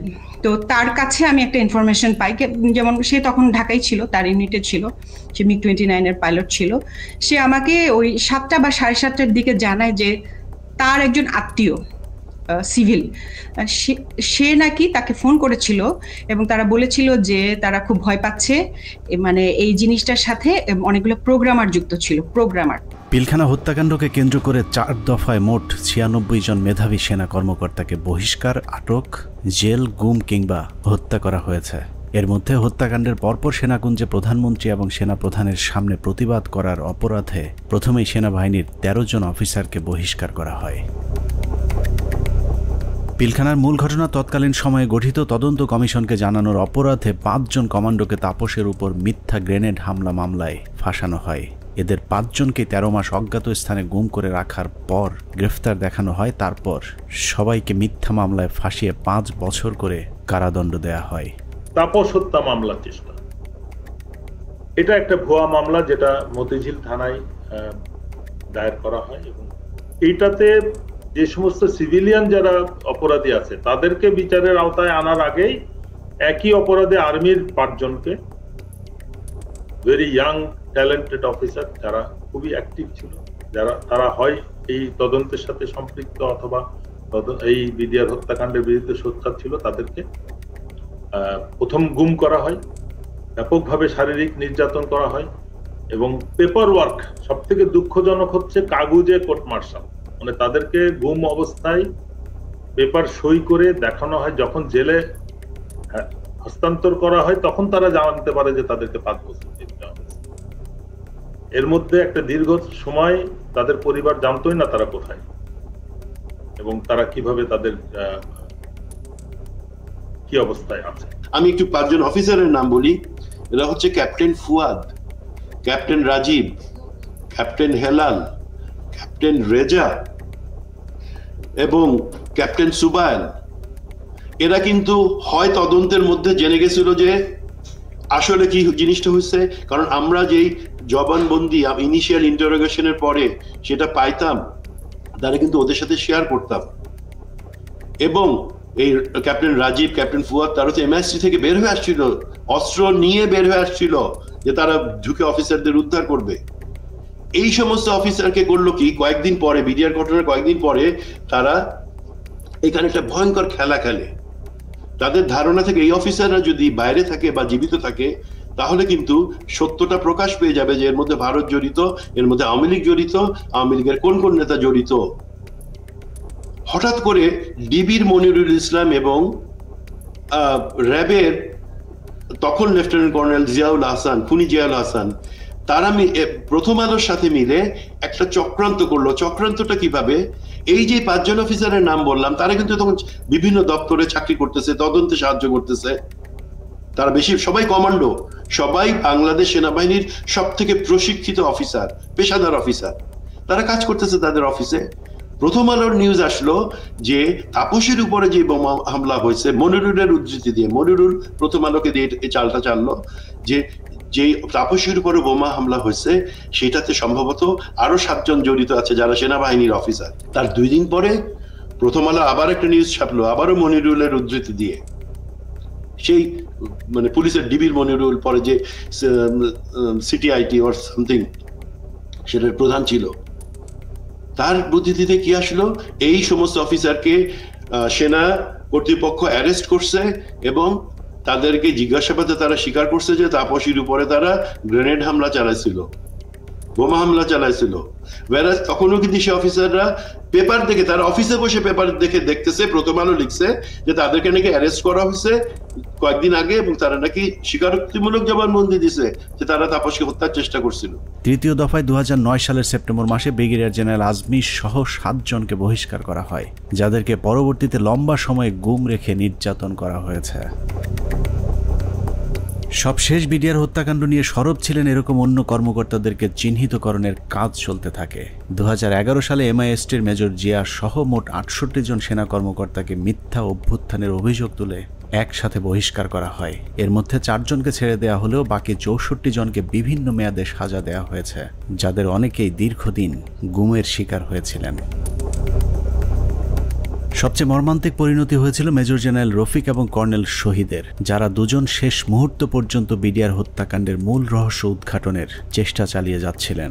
এই দুজন কর্মকর্তাকে যশোর থেকে জরুরি ভিত্তিতে প্রধানমন্ত্রী PSO-FDর আদেশে ঢাকায় আসতে বলা হয়। হেলিকপ্টারে ঢাকায় আসার পথে সুপরিকল্পিতভাবে দুজনকেই হেলিকপ্টার ক্র্যাশের নাটক সাজিয়ে হত্যা করা হয়। পিলখানা হত্যাকাণ্ডের শেষ শিকার ক্যাপ্টেন তানভীরকে শেখ তাপসের গাড়িতে তুলে দেওয়ার পর তার ভাগ্যে কি ঘটেছে সেটা নিয়েও সেনাবাহিনী কোনো তদন্ত হতে দিতে চায়নি, যে কারণেই অন্য একজনের লাশ ক্যাপ্টেন তানভীর বলে দাফন করা হয়। সেনাবাহিনীর পক্ষ থেকে অপরিচিত একজনের কবরে তানভীরের নাম ফলক বসিয়ে দেওয়া হয়, কিন্তু তানভীরের পরিবার এখনো প্রিয় মানুষের অপেক্ষায়। বললো এখন যদি তুই বাঁচতে চাস তাহলে তুই একটা লাশ নে। এখানে আমার শ্বশুর শাশুড়ি কোনোভাবেই তো মেনে নিল না, এমনকি ওই প্রোগ্রামে আমার আম্মুকে বলল যে আপনাকে ইয়ে করা হবে, MP করে দেওয়া হবে। আমার আম্মু ওখানে দাঁড়ালোই না। হ্যাঁ, আমার আম্মু চলে আসলো, 2টা ডেড বডি দাফন হলো। তো মেজর গাজ্জালি ভাইয়ের একটা লাশ দাফন হলো 653 নাম্বার, ওনার কবরটা। ওনার শাশুড়িকে হচ্ছে পরবর্তীতে আওয়ামী লীগের MP করা হলো। আমার আম্মু তো ডিনাই করলো, আমার আম্মু এটা মেনে নিল না। আর আমার শ্বশুরকে বললো যে আপনার ফরেন মিনিস্ট্রিতে জব দিবে। আমার দেবরকে ও তো দেশের বাইরে থাকে, বললো যে তাকে আনানো হোক, তাকে হচ্ছে সরাসরি ক্যাপ্টেন হিসাবে ঢুকিয়ে দিবে আর্মিতে। আমাদের আসলে কোনো ফ্যামিলি আমরা কম্প্রোমাইজড কখনোই হইনি। পিলখানা হত্যাকাণ্ডে একজন সামরিক গুরুত্বপূর্ণ সাক্ষীকে হত্যা করা হয়েছিল। তিনি হলেন নাসির উদ্দিন আহমেদ পিন্টু। পিলখানা হত্যাকাণ্ডে বিএনপিকে জড়াতেই আটক করা হয় পুরান ঢাকার জনপ্রিয় এই বিএনপি নেতাকে। এরপর জেলখানায় বিডিআর মামলার আসামিরা তাকে গুরুত্বপূর্ণ তথ্য জানিয়েছিলেন, যে কারণেই পিন্টুকে পরিকল্পিতভাবে হত্যা করা হয়। জেলখানায় যখন এরা এত তথ্য দিত আমাকে, তখন আমি খুব বিব্রত অবস্থায় পড়ি, কারণ আমি তো আসলে কিছুই করতে পারবো। আমি তাদেরকে বলি পিন্টু ভাই আছে, তাকে সব বলো। উনি তো প্রায় প্রতি সপ্তাহে উনি কোর্টে যান, কোর্টে গেলে তথ্যটা পাস করতে পারবেন, তোমাদের দায়িত্ব পিন্টু ভাইকে বলা। আমার বিশ্বাস, আমি ধারণ করি পিন্টু ভাই সকল তথ্য জানতেন জেলে থাকে, তো সবাই ওখানে আছে, এই জানার জন্য পিন্টু ভাই মারা গেছেন জেলে। হত্যাকাণ্ডের সব সাক্ষীদের নিশ্চিহ্ন করার এই পরিকল্পনা ছিল অত্যন্ত সুদীর্ঘ, বিস্তৃত। বিডিআর সদস্যদেরকে জিজ্ঞাসাবাদের নামে ধরে নিয়ে যাওয়া সেনা কর্মকর্তা, সিআইডির কর্মকর্তা আব্দুল কাহার আকন্দ সহ অন্য কর্মকর্তারা ডেথ সার্টিফিকেট এবং পোস্টমর্টেমের সাথে জড়িত সকলেই ছিল এই পরিকল্পনার অংশ। পিলখানা হত্যাকাণ্ডের সব সাক্ষীদের মুখ বন্ধ করবার পর শুরু হয় বিচার, যে বিচারের নামে বিডিআরের 18,519 জন জওয়ানের সাথে ইতিহাসের নিষ্ঠুরতম নৃশংসতা চালানো হয়েছে। এই মামলায় মূল পরিকল্পনাকারীদের বাঁচিয়ে দিয়ে সাক্ষীদেরকে করা হয়েছে খুন, খুনিদের করা হয়েছে সাক্ষী আর চোখে দেখেনি এমন সাক্ষীদের বর্ণনাতেই হয়েছে ফাঁসির রায়। উদুরপিণ্ডি বুদর ঘাড়ে চাপিয়ে সেনাবাহিনী তাদের অপকর্মের দায় চাপিয়ে দিয়েছে নিরীহ বিডিআরদের উপর। বিচারের নামে বিডিআরের উপর কতটা অবিচার করা হয়েছে তা দেখতে আমরা 2-1 ফাঁসির আসামির বিচারের নমুনা তুলে ধরলেই সবকিছু দিনের মতো পরিষ্কার হয়ে যাবে, যার শুরুটা করব পিলখানা হত্যা মামলার 1 নম্বর আসামিকে দিয়ে।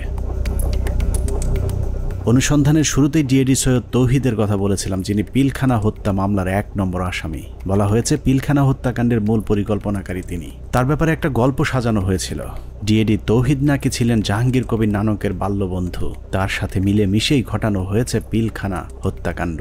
এখন প্রশ্ন হলো, নানকের সাথে মিলেমিশে যদি ডিএডি তৌহিদ হত্যাকাণ্ড ঘটিয়ে থাকেন, তাহলে তৌহিদের যদি ফাঁসি হয়, নানক কিভাবে বেঁচে গিয়েছিলেন? আমার হাজবেন্ড কোনো মন্ত্রী, কোনো এমপি কারো বাসায় যায় নাই, কোনো মিটিং এ তার নাম নাই, কোথাও সে নাই। প্রধানমন্ত্রীর কাছে সে গেছে, এইখান থেকেই তার শুরু হলো। প্রধানমন্ত্রীর কাছে সে কিভাবে গেল, তাকে কিভাবে নিয়ে যাওয়া হইলো, পরবর্তীতে সে কি করলো, সবকিছুই তো কাগজে কলমে আসছে। তারপরও কেন তাকে 1 নম্বর আসামি বানাইয়ে এত বড় শাস্তি দেওয়া হইলো?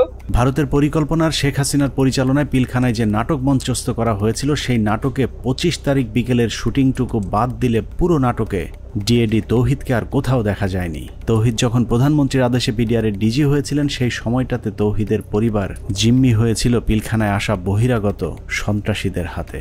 দরজা ভেঙে ফেলে আমার দিকে এবং আমার ছেলে মেয়ের দিকে অস্ত্র তাক করে আবার একইভাবে তারা বাসার ভিতরে আপনার খুঁজতে থাকে আমার হাজবেন্ডকে।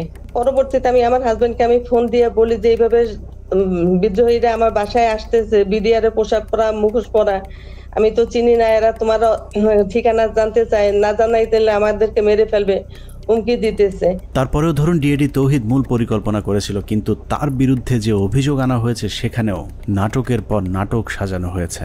ডিএডি সৈয়দ তৌহিদের ফাঁসি হয়েছে মেজর আসাদ হত্যার হুকুমের আসামি হিসেবে, যার সাক্ষীর উপর ভিত্তি করে ডিএডি তৌহিদের ফাঁসির রায় হয়েছে সেই সিপাহীর নাম আনোয়ার হোসেন। সিপাহী আনোয়ার তার দণ্ডবিধির 164 ধারার জবানবন্দিতে বলেছেন, ডিএডি তৌহিদের নির্দেশে মেজর আসাদকে হত্যা করা হয়েছে। সিপাহী আনোয়ার তার জবানবন্দিতে বলেছেন, 25শে ফেব্রুয়ারি আনুমানিক 9:50 সময় ডিএডি তৌহিদ স্যার এসে উত্তেজিত হয়ে নির্দেশ দেন যে তোমরা সকলে অস্ত্রাগারে গিয়ে অস্ত্র নিয়ে আর্মি অফিসারদের খতম করো। ওই সময় আমাদের অফিসের সামনে মার খেতে থাকা মেজর আসাদ স্যার বলেন, আমাকে বাঁচাও, ওরা আমাকে মারছে বলে দৌড়ে দোতলার সিঁড়ির কাছে পড়ে যান। আমি এই দৃশ্য দেখে খুব দ্রুত তার কাছে যাই। তখন তিনি বলেন, আমি মেজর আসাদ, ওরা আমাকে মেরে ফেলবে, আমাকে একটু বাঁচাও ভাই, আমাকে উপরে নিয়ে চলো। আমি তখন মেজর আসাদ স্যারকে ধরে উপরে দোতলায় সিও সাহেবের অফিসে নিয়ে যাই। এর কিছুক্ষণ পরে ডিএডি তৌহিদ ওখানে আসেন এবং আসাদ স্যারকে দেখে তাহাদের ফিনিশ বলে রুম থেকে বের হয়ে যায়। সঙ্গে সঙ্গে হাবিলদার বেলায়েত, নায়েক আসাদ, সিপাহী আমিনার মেজর আসাদ স্যারকে গুলি করে হত্যা করে চলে যায়। আমি টেবিলের নিচে লুকিয়ে থাকা অবস্থায় অস্ত্রধারীদের গুলিতে আহত হই। সিপাহী আনোয়ারের সাজানো গোছানো এই স্ক্রিপ্টটি শুনে অবিশ্বাস করার কোনো উপায় নেই, কিন্তু সমস্যা হলো হাসিনার পরিচালিত নাটকে যেই ডিএডি তৌহিদকে দিয়ে মেজর আসাদকে হত্যা করানো হয়েছে, সেই ডিএডি তৌহিদকে আমরা নাটকের অন্য আরেক জায়গায় আবিষ্কার করেছি। 4 তলায় নিয়ে গেল, টয়লেটের মধ্যে ডিএডি তৌহিদ লুকায় আছে। তাই আমি তুমি কি দরবার হলে ছিল না? ও বলল, না স্যার আমি দরবার হলে ছিলাম না। লেফটেন্যান্ট কর্নেল কামরুজ্জামান বিডিআর হত্যাকাণ্ডে বেঁচে ফেরা আর্মি অফিসারদের মধ্যে একজন, যার চোখের সামনে বিডিআরের ডিজি সহ বেশ কয়েকজন কর্মকর্তাকে গুলি করে হত্যা করা হয়, যেই গুলিতে তিনি নিজেও আহত হয়েছিলেন। ডিজি মহোদয় জাস্ট ফার্স্ট স্টেপটা দিলেন, এসে ডিজিকে প্রথমে গুলি করলেন। আমারও একটা গুলি লাগলো এখানে এসে। পিলখানা হত্যাকাণ্ডের অন্যতম সাক্ষী লেফটেন্যান্ট কর্নেল কামরুজ্জামান 25শে ফেব্রুয়ারি তার সাথে ঘটে যাওয়া রোমহর্ষক অভিজ্ঞতার বর্ণনা দিয়েছেন। তার দেয়া সেই জবানবন্দিতে সকাল 9টা থেকে ধারাবাহিক ঘটনা প্রবাহ পড়তে পড়তে দুপুর 2টায় গিয়ে আটকে উঠি, কারণ কিছুক্ষণ আগে সিপাহী আনোয়ারের বর্ণনায় যে ডিএডি তৌহিদের কথা বলা হয়েছে, সেই ডিএডি তৌহিদ সম্পর্কে মেজর কামরুজ্জামান যা লিখেছেন তা যেন বাংলা সিনেমার একই চরিত্রের double part. Lieutenant colonel Kamruzzaman তার 161-এর জবানবন্দিতে বলেছেন, সকাল থেকে তাকে নানাভাবে অপমান, অপদস্থ, ভয়, ভীতি আর মারধরের পর কয়েকজন সিপাহীর সহায়তায় তিনি জীবন বাঁচান। তিনি বলেছেন, কয়েকজন সিপাহীর হাত ঘুরে সবশেষ বিডিআর সদস্যরা তাকে সদর ব্যাটালিয়নের 4র্থ তলায় নিয়ে যায়। সেখানে গিয়েই তিনি বাথরুমের ভেতরে লুকানো অবস্থায় ডিএডি তৌহিদকে দেখতে পান। লেফটেন্যান্ট কর্নেল কামরুজ্জামানের তথ্য অনুযায়ী ডিএডি তৌহিদ কামরুজ্জামানকে বাথরুমের ভেতরে লুকানোর সুযোগ করে দিয়ে নিজে জীবনের ঝুঁকি নিয়ে বাইরে বসেছিলেন, আর সেটাই কাল হয়ে দাঁড়িয়েছিল ডিএডি সৈয়দ তৌহিদের। ডিএডি তৌহিদ বাথরুমের ভেতরে লুকিয়ে থাকলে বিদ্রোহীদের নেতা সেজে প্রধানমন্ত্রীর কাছে দেখা করতে যেতে হতো না। কামরুজ্জামানের বক্তব্য যদি সত্যি হয় তাহলে ডিএডি তৌহিদ নির্দোষ, আর যদি মিথ্যে হয় তাহলে লেফটেন্যান্ট কর্নেল কামরুজ্জামানকেও গ্রেফতার করে জিজ্ঞাসাবাদ করতে হবে, কারণ দুজনের বক্তব্যই একই সাথে সত্য হওয়া সম্ভব নয়। ডিএডি তৌহিদ কিভাবে বিদ্রোহীদের নেতা হয়ে প্রধানমন্ত্রীর সাথে দেখা করতে গিয়েছিলেন সেই বর্ণনা খুঁজে পেয়েছে আরেকজন ডিএডির 164 ধারার জবানবন্দিতে। ডিএডি আব্দুর রহিম তার জবানবন্দিতে বলেছেন, পিকআপ হতে একজন সৈনিক আমাকে মন্ত্রী আসলে কথা বলার জন্য বললে আমি বলি ভেতরে আরও ডিএডি আছেন। এরপর আমি পিকআপ নিয়ে ডিএডি তৌহিদকে খুঁজতে যাই। সদর ব্যাটালিয়নের 4র্থ তলায় তৌহিদ সাহেবকে দেখতে পাই। তারপর তৌহিদ সাহেব বলেন, বাথরুমে আমার প্রাক্তন sector commander lieutenant colonel Kamruzzaman sir লুকিয়ে আছেন। স্যারের সাথে দেখা করি, তারপর ডিএডি তৌহিদ সহ 4 নম্বর গেটে যাই। এভাবেই ডিএডি তৌহিদ পিলখানার কথিত বিদ্রোহের মূল পরিকল্পনাকারী হয়ে গেলেন। ডিএডি আব্দুর রহিম এবং লেফটেন্যান্ট কর্নেল কামরুজ্জামানের জবানবন্দিতে এটা পরিষ্কার যে ডিএডি তৌহিদ 25 তারিখ বিদ্রোহের নেতৃত্ব দেননি, বরং বাথরুমে লুকিয়েছিলেন। যে কারণে পিলখানার ঘটনায় কারো 164 কিংবা 161 ধারার জবানবন্দিতে দরবার হলের কোথাও ডিএডি তৌহিদকে দেখা গেছে এরকম দাবি করেননি। ডিএডি তৌহিদের বিরুদ্ধে যে মেজর আসাদ হত্যার অভিযোগ আনা হয়েছে, আমাদের অনুসন্ধানে সেই মেজর আসাদের পোস্টমর্টেম রিপোর্ট সংগ্রহ করেছিলাম, যেখানে দেখা যায় তার শরীরে ধারালো অস্ত্রের আঘাত পাওয়া গিয়েছিল। কিন্তু সিপাহী আনোয়ার তার জবানবন্দিতে বলেছেন ডিএডি তৌহিদের নির্দেশে হাবিলদার বেলায়েত, নায়েক আসাদ এবং সিপাহী আমিনার 3 জন মিলে গুলি করে মেজর আসাদকে হত্যা করেন। মেজর আসাদের মৃত্যুর বিবরণের কোথাও ধারালো অস্ত্রের ব্যবহারের কথা বলা হয়নি। এখানে আমার হাজবেন্ডের কি অপরাধটা এখানে দেখেন, সে তো পালাইয়া যায় নাই, সে তো কাউকে খুন করে নাই, তার ফ্যামিলির ভিতরে ছিল, ওনাকে অমানবিক নির্যাতন করা হয়েছে। এমন কোন নির্যাতন নাই যে ওনাকে না করা হয়েছে। এখন শরীরের প্রতিটা অঙ্গ প্রত্যঙ্গ ড্যামেজ হয়ে যাইতেছে আস্তে আস্তে। শেখ হাসিনার কাছে নিয়ে যাওয়া প্রতিনিধি দলের আরেক সদস্য ডিএডি মোহাম্মদ আব্দুল জলিল শেখ। হসপিটাল ইউনিটের কোয়ার্টার মাস্টারে কর্মরত থাকা ডিএডি জলিল গোলাগুলির শব্দ শুনে হাসপাতালের অন্য সহকর্মীদের সাথে সিগন্যাল মেসের ভেতরে অবস্থান নিয়েছিলেন। সেখান থেকে বিকেলে প্রধানমন্ত্রীর সাথে সাক্ষাতের জন্য তাকে জোর করে নিয়ে যাওয়া হয়। মুখোশধারী সৈনিক আব্বুকে ধরে গাড়িতে তুলে 4 নম্বর গেটে নিয়ে আসে প্রধানমন্ত্রীর সাথে দাবি দেওয়া নিয়ে আলোচনা করার জন্য। আব্বু সেখানে যেতে না চাইলে আব্বুকে মারধর করা হয় এবং হুমকি দেওয়া হয় যে এখানে তাকে গুলি করে হত্যা করা হবে। 3:30টার দিকে আব্বু আম্মুর ফোনে কল দেন, কল দিয়ে বলেন আব্বুকে যমুনায় নিয়ে যাওয়া হচ্ছে, আমার ছেলে মেয়েগুলোর দায়িত্ব তোমার কাছে দিয়ে গেলাম, আমার ছেলে মেয়েগুলোকে দেখে রেখো। ঘটনার পর থেকে 2 মাস গুম করে রাখার পর ডিএডি জলিলকে গ্রেফতার দেখানো হয়েছিল। এই 2 মাসে জলিলের হাত পায়ের 10 আঙুলের সবগুলো নখ উপড়ে ফেলা অবস্থায় আদালতে তোলা হয়। সেই থেকে 2 পা সোজা করে আর হাঁটার সৌভাগ্য হয়নি ডিএডি আব্দুল জলিল শেখের। র্যাব 1-এ নিয়ে অমানসিক নির্যাতন করা হয়।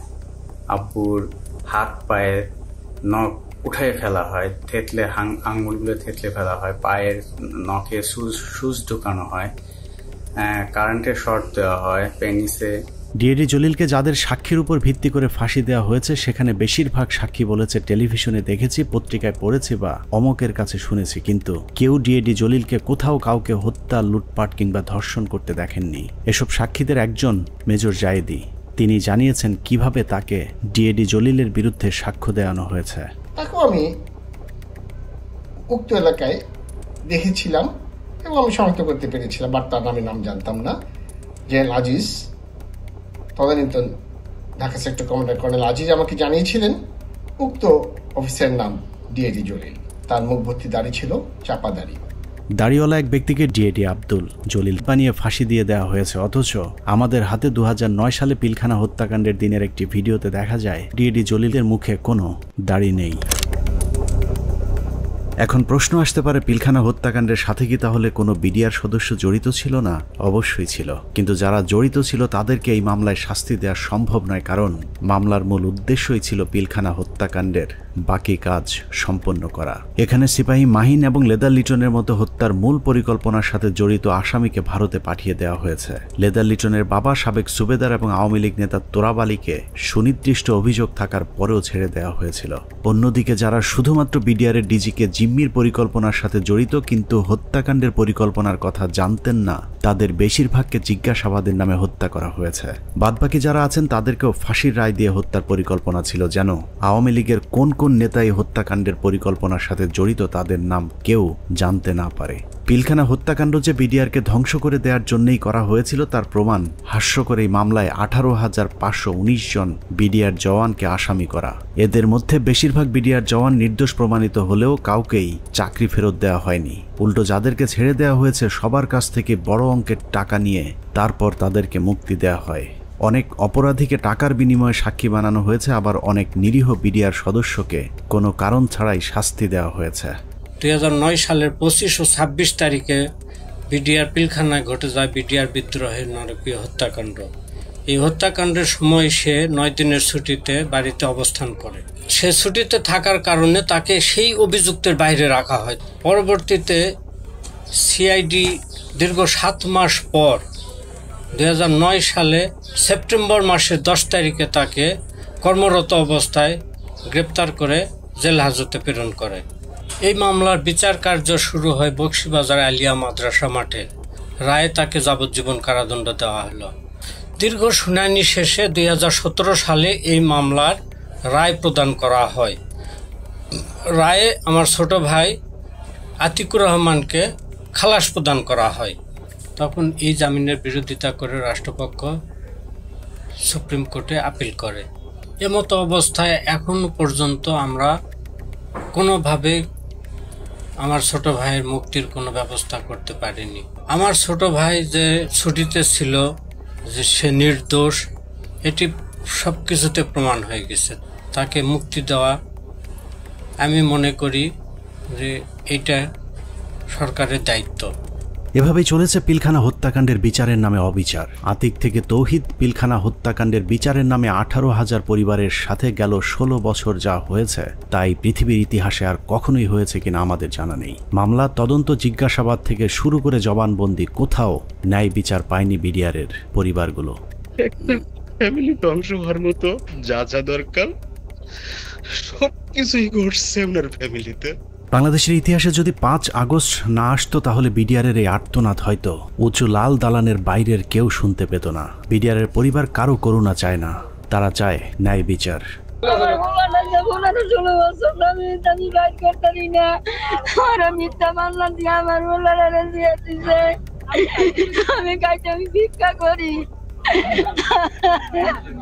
অনেক হয়েছে, আর না। পিলখানা হত্যাকাণ্ড নিয়ে নতুন করে কমিশন তৈরি হয়েছে। আমরা সেই কমিশনের কাছে সুষ্ঠু তদন্ত চাই। আমরা কমিশনের প্রতিদ্বন্দ্বী নই, বরং কমিশনের সুবিধার্থে আমরা পিলখানা হত্যাকাণ্ড নিয়ে গঠিত প্রথম তদন্তের সাথে জড়িত কয়েকজন কর্মকর্তার কিছু পর্যবেক্ষণ দিয়ে অনুসন্ধান শেষ করব। পিলখানা হত্যাকাণ্ডের পরের 2 সপ্তাহ সেনাবাহিনীর একটি অংশ সঠিকভাবে তদন্তের চেষ্টা করেছিল, কিন্তু সেই তদন্ত শেষ হবার আগেই তাদেরকে থামিয়ে দেওয়া হয়। আমি তদন্তকালে যেটা দেখলাম, কিছু বিষয় তদন্তে মনোযোগী হওয়ার কারণে কমিটির অন্যান্যরা আমাকে মোটামুটি একটা হোস্টাইল মেম্বার হিসেবে চিহ্নিত করে এবং অসহযোগিতা শুরু করে এবং আমার কার্যক্রমকে তারা ওপেনলি ডিসক্রেডিট করার চেষ্টা করে। এই পরিস্থিতিতে যখন তারা ব্যর্থ হয় তখন ব্রিগেডিয়ার রফিককে আমাদের তদন্ত কমিটির একজন সদস্য কোনো চাহিদা বা কোনো প্রয়োজন ছাড়াই আমার সিনিয়র তাকে সম্পৃক্ত করে, যেহেতু উনি সিনিয়র, উনি সম্পূর্ণ দায়িত্বটা নিয়ে নেন এবং পরবর্তীতে রিপোর্ট সাবমিট করেন। তদন্তকারী দল একটি বিষয় লক্ষ্য করেন যে পিলখানা হত্যাকাণ্ডে যাদেরকে হত্যা করা হয়েছে তাদের বেশিরভাগকে খুব সম্প্রতি বিডিআরে বদলি করা হয়েছিল। এই বদলির সাথে যারা সম্পৃক্ত ছিল তাদেরকে সন্দেহভাজন মনে করেন তদন্তকারী ওই সেনা কর্মকর্তারা। পিলখানা হত্যাকাণ্ডের বহুল আলোচিত নাম কর্নেল রেজা নূর, যিনি ঘটনার একদিন আগে একরকম জোর করে কর্নেল গুলজারকে র্যাব থেকে বিডিআরে পাঠান। পিলখানায় গন্ডগোলের খবর শুনে ঘটনাস্থলে যাওয়া প্রথম দলটি ছিল র্যাবের এডিজি রেজা নূর র্যাবের ওই দলটিকে পিলখানায় ঢুকতে বাধা দিয়েছিলেন। কর্নেল গুলজার ওই সময়টাতে র্যাবে পোস্টিং থাকলে পরিস্থিতি অন্যরকম হতে পারত। এইখানে মেইন গেটে শামসাররা ছিলেন, র্যাব 2 ছিল, মানে র্যাব 2 প্লাস হচ্ছে মানে শামসার অলরেডি বলেছেন যে মানে আয়ত্তের মধ্যেই ছিল, কিন্তু কোনোভাবেই অর্থাৎ রেজানুর খান স্যারের সঙ্গে উনি আবার মানে আমার আগের সিও ছিলেন, সেই হিসাবে স্যারের সঙ্গে আমারও কথা হয় যে স্যার এই ব্যাপার তো এটা আমরা ইয়ে করতে পারি, কোনোভাবেই মানে এটা অপারেশন করার কোনো মানে উনি কোনো পারমিশন দেননি। পিলখানা হত্যাকাণ্ডে শহীদদের একটা বড় অংশ ছিলেন যারা ভারতের সাথে ব্রহ্মমারি এবং পাদুয়া যুদ্ধে অংশ নিয়েছিলেন, যে কারণে তদন্তকারীদের সন্দেহ আরও প্রকট হয়। অতএব হঠাৎ করে এতগুলো পোস্টিং কি কারণে কেন হয়েছিল সেটা খতিয়ে দেখতে হবে। তখন আমি স্যারকে প্রশ্ন করেছিলাম যে স্যার এই যে পোস্টিং গুলো হলো, আপনি তো নিজেই পোস্টিং গুলোর সাথে যুক্ত ছিলেন, আপনি কি আমাকে বলতে পারেন যে 57 জন অফিসারকে কেন আপনারা গত 3 মাসে একসাথে পোস্টেড করলেন? আপনারা কি জানতেন স্যার এখানে ওনাদেরকে মেরে ফেলা হবে? উনি আমার ফোন মানে ওনার যে রিয়াকশনটা ছিল, ধরেন আমার কি হবে যে না তো এরকম কিছু না, আমরা হঠাৎ করে শুনলে কি হয়, হি ওয়াজ লাইক তুমি ফোনে এসব কি আলোচনা করতেছো, it's so secret thing, I have asked হিম। পিলখানা হত্যাকাণ্ডের সময় আওয়ামী লীগের ছোট একজন নেতা বড় ভূমিকা পালন করেছিল, যার নাম মির্জা আজম। সেনাবাহিনীর সূত্র মনে করে মির্জা আজমের বোন জামাই শায়েখ আব্দুর রহমানকে ফাঁসিতে ঝুলানোর প্রতিশোধ হিসেবেই পিলখানা হত্যাকাণ্ডে যুক্ত হয়েছিলেন মির্জা আজম। উল্লেখ্য, বাংলা ভাই এবং শায়েখ আব্দুর রহমানকে জঙ্গি আস্তানা থেকে গ্রেফতারের মূল নায়ক ছিলেন কর্নেল গুলজার। যে কারণে পিলখানা হত্যাকাণ্ডের পর গঠিত তদন্ত কমিটি মির্জা আজমকে বিভিন্ন বিষয় নিয়ে জিজ্ঞাসাবাদও করেছিল। এই অফিসারগুলো সবাই অপারেশনাল ছিল, অপারেশনাল সাউন্ড ছিল, তাদেরকে সেরকম আর্মি ইনস্টিটিউশনগুলোতে না দিয়ে কেন বিজিবিতে দেওয়া হলো? এটা তার মানে তারা জানতো। এখানে সামরিক সচিবকে জিজ্ঞেস করা উচিত যে আপনাকে কে নির্দেশ দিয়েছিল এই পোস্টিং অর্ডারগুলো দেওয়ার জন্য। সো তাদেরকে আসলে আওতায় আনা উচিত। তাপস, মির্জা আজম, র্যাপিড ডিজি, এডিজি, দেন সামরিক সচিব, ডিজিএফআই ডিজি, শেখ হাসিনা, মইনু আহমেদ, এরা প্রত্যেকেই ডাইরেক্টলি সম্পৃক্ত, কোনো সন্দেহ নেই। পিলখানা 3 ও 4 নম্বর গেটে আওয়ামী লীগের যে মিছিলটি হয়েছিল সেই মিছিলের নেতৃত্ব দেওয়া ব্যক্তিকে আটক করেছিল মেজর মনির, কিন্তু গুরুত্বপূর্ণ সেই আসামিকে কর্নেল সালেহ বাঁচিয়ে দেন। উল্টো ওই ব্যক্তিকে আটকের অপরাধে মেজর মনিরকে শাস্তি দেওয়া হয়। অতএব কর্নেল সালেহকে আটক করলেই জানা যাবে কেন তিনি সেই আসামিকে ছাড়িয়ে নিয়েছিলেন।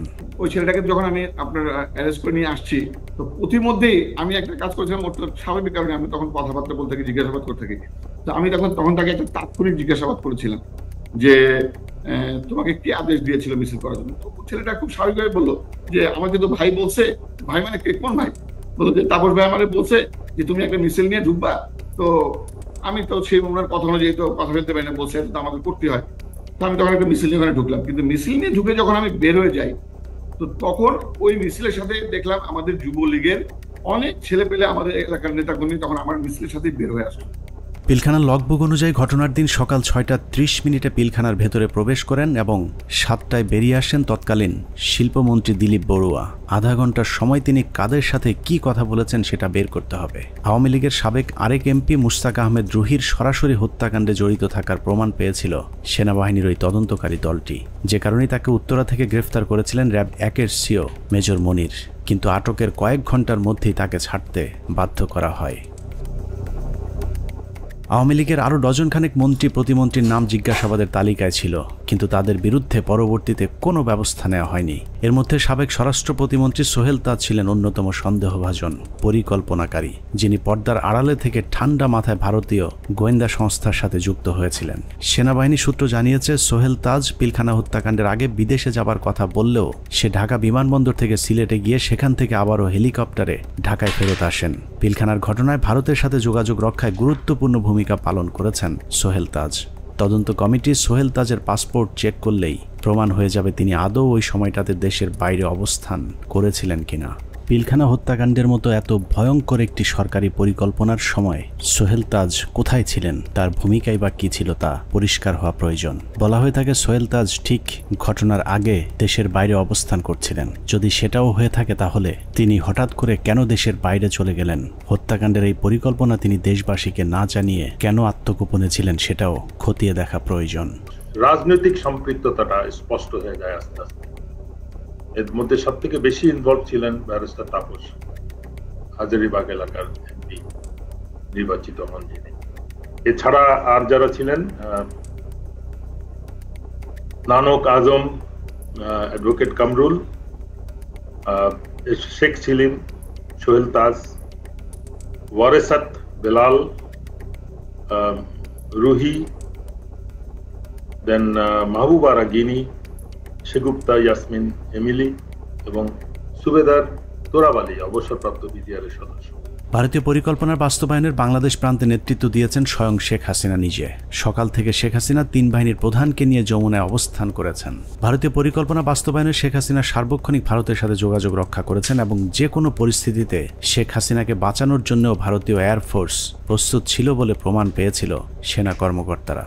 6 প্যারাশুট রেজিমেন্ট, এটা হচ্ছে গিয়ে এটার লোকেশন হচ্ছে গিয়ে আপনার কলকাতায় কালিকমন্দ এয়ারপোর্টে, এয়ার স্ট্রিপে। ওরা স্পিয়ার হেডের নিরাপত্তা থাকে। ওইখানে একটা কোম্পানি ছিল, ওই কোম্পানি কমান্ডার ছিলেন মেজর কামালদীপ সিং। তাদের একটা রেজিমেন্ট, প্যারাশুট রেজিমেন্ট, 5টার সময় যখন তারা রেডি হয় একটা কোম্পানি, 8টার মধ্যে তাদের একটা ফুল রেজিমেন্ট রেডি হয়। যে রেজিমেন্ট পরবর্তী আমরা জানতে পারি যে ওই রেজিমেন্টের এইম ছিল ঢাকা এয়ারপোর্ট, তেজগাঁও এয়ারপোর্ট এবং গণভবনে অপারেশন করা এবং নিরাপদভাবে তখনকার স্বৈরাচারী প্রাইম মিনিস্টারকে এক্সট্রিকেট করার জন্য। সবশেষ পিলখানা হত্যাকাণ্ডের পরিকল্পনা বাস্তবায়ন এবং হত্যাকাণ্ডের ধামাচাপা দেওয়ার দায়িত্বে যারা ছিল তাদের সবাইকে গ্রেফতার করে বিচারের আওতায় আনতে হবে। সেনা প্রধান হিসেবে জেনারেল মঈনকে এর দায় অবশ্যই নিতে হবে, যিনি শেখ হাসিনার পাশে বসে পিলখানায় সেনা হত্যার ঘটনা পর্যবেক্ষণ করেছিলেন। পিলখানা হত্যাকাণ্ডে সরাসরি সম্পৃক্ত লেফটেন্যান্ট জেনারেল সিনা ইবনে জামালি, যিনি পিলখানার বিভিন্ন গেটে অবস্থান নেওয়া র্যাব ও সেনাবাহিনীর সদস্যদেরকে ভেতরে অভিযান চালাতে বাধা দিয়েছিলেন। তৎকালীন ডিজিএফআই এবং এনএসআই প্রধান দুজনেই এই পরিকল্পনার অংশ। বিশেষ করে ডিজিএফআইয়ের তৎকালীন মহাপরিচালক মেজর জেনারেল মোল্লা ফজলে আকবর হত্যাকাণ্ডের পর খুনিদের পিলখানা থেকে বের করে দেওয়ার বিষয়টি সেনাবাহিনীর চোখের সামনেই ঘটেছে। খুব নাটকীয়ভাবে বিডিআর এর ভেতরে বিভিন্ন ইলেকট্রিসিটি লাইন কেটে দিয়ে গেট খুলে দেওয়া হয় ইচ্ছাভাবে, মানে ইচ্ছা করে, যাতে সৈনিকরা পালিয়ে যেতে পারে। তো সেই সময় আমি বলেছিলাম যে র্যাবের এক অফিসার ক্যাপ্টেন আশিক স্যার, যিনি ইঞ্জিনিয়ার্সে আমাদের সাথে ছিলেন, ক্যাপ্টেন আশিক স্যার আবার আমার সাথে 8 ইঞ্জিনিয়ার্সে চাকরি করেছেন রংপুর ক্যান্টনমেন্টে। এরপর ওনার র্যাবে পোস্টিং পায়, কিন্তু আমি স্যারকে চিনতাম। স্যার কিছু সৈনিককে যখন পালিয়ে যাচ্ছে উনি না বুঝে ওদেরকে ধরে নিয়ে আসেন পিকআপে করে, র্যাবের পিকআপে করে আমাদের আবাহনী মাঠে আসেন। তো ওইখানে কিছু মানে ওই সময় একদম ফার্স্ট হ্যান্ড ওদের মুখ থেকে তো আমরা কিছু সাক্ষী কথাবার্তা শুনে ফেলতে পারি। এই ভয়ে মানে আমি ধারণা করি যে ওখানে আমার মনে আছে যে এরকম অনেক অফিসাররা, অনেক সৈনিকরা আমরা দাঁড়িয়ে আছি, ওর মধ্যে স্যার আসলেন পিকআপে করে তাদেরকে নিয়ে। তখন ওই অন্ধকারের ভেতরে এদিকে তো আমরা খুব অস্থির, প্রচন্ড মানে সবাই ইমোশনাল, কি হচ্ছে ভিতরে এগুলো নিয়ে যখন আমরা চিন্তা করছি বা কথা বলছি, সেই সময় দুজন সিনিয়র অফিসার ওনারা দুইটা ক্যাম্প স্টুল নিয়ে এক জায়গায় বসায় এবং ওনাদেরকে দেখে খুবই মানে শান্তই মনে হচ্ছে, খুব একটা যে ওনারা চিন্তিত বা পায়চারি করছেন এরকম না। তা আমি আবার আমার পরিচিত আরেক সিনিয়র স্যারকে বললাম যে স্যার এই স্যার দুজন কারা, যে একটু দূরে বসে আছে, বোঝা যায় যে অনেক সিনিয়র, মানে আমাদের সিনিয়র লেভেলের কেউ হবেন, মেজর জেনারেল বা তার উপরে। উনি বললেন যে ওই যে ডান পাশে যাকে দেখতেছো উনি হচ্ছে ডিজিএফআই, আর ওই পাশে যে দেখতেছো বাম পাশে উনি ডিজিএনএসএল। এবং ডিজিএফআই যাকে বলেন উনি তখন উঠে এসে ইয়েকে বকাঝকা করেন ক্যাপ্টেন আশিক স্যারকে যে তুমি কার পারমিশনে এদেরকে ধরে নিয়ে আসছো। পিলখানার বাইরে থেকে নির্বিঘ্ন হত্যাকাণ্ড চালাতে সহায়তা করেছেন ডিজিএফআইয়ের মামুন খালেদ, ব্রিগেডিয়ার জেনারেল ইমরুল কায়েস এবং কর্নেল সালেহ, সকলেই মাঠে থেকে পিলখানা হত্যাকাণ্ডের পরিকল্পনা বাস্তবায়ন করেছেন। ভেতরে লুকিয়ে থাকা বিভিন্ন কর্মকর্তাদের ফোন লোকেশন খুনিদেরকে দেওয়ার দায়িত্ব তারাই পালন করেছিলেন। 25 তারিখ রাতে 12টার দিকে হবে, আমি তখন মাঠে বসা, আমি ব্রিগেডিয়ার জেনারেল হাকিম, ইমরুল কায়েস ডাইরেক্টর সিটিআইবি, উনি তখন ওই মাঠে আসছিলেন। তো উনি মাঠে এসে বলল যে তোমাদের জানার মতো যদি কেউ থাকে, যে ভিতরে থাকে, তোমাদের কাছে কোনো ফোন আসে, তাহলে সেটা আমাদেরকে জানাও, কারা কারা কিভাবে কি আসে, তো সেটা আমরা জানিয়ে দিব। 44 রাইফেলস ব্যাটালিয়নের অধিনায়ক লেফটেন্যান্ট কর্নেল শামস পিলখানার ভেতরে থেকে মূল নেতৃত্ব দিয়েছেন। মূলত 44 নম্বর ব্যাটালিয়ন পুরো বিদ্রোহের নেতৃত্ব দিয়েছিল, যে কারণে পিলখানা হত্যাকাণ্ডে 44 রাইফেলস ব্যাটালিয়নের কোনো সেনা কর্মকর্তা ওই দিন মারা যায়নি। নিরীহ সিপাহীদেরকে মিথ্যা স্বপ্ন দেখিয়ে বিদ্রোহে অংশ নিতে উদ্বুদ্ধ করা লেফটেন্যান্ট জেনারেল শামস পিলখানা থেকে বাইরে এসেই শেখ হাসিনাকে ধন্যবাদ জানিয়েছিলেন, অথচ ভেতরে তখন 57 সেনা কর্মকর্তার বিকৃত লাশ পড়েছিল।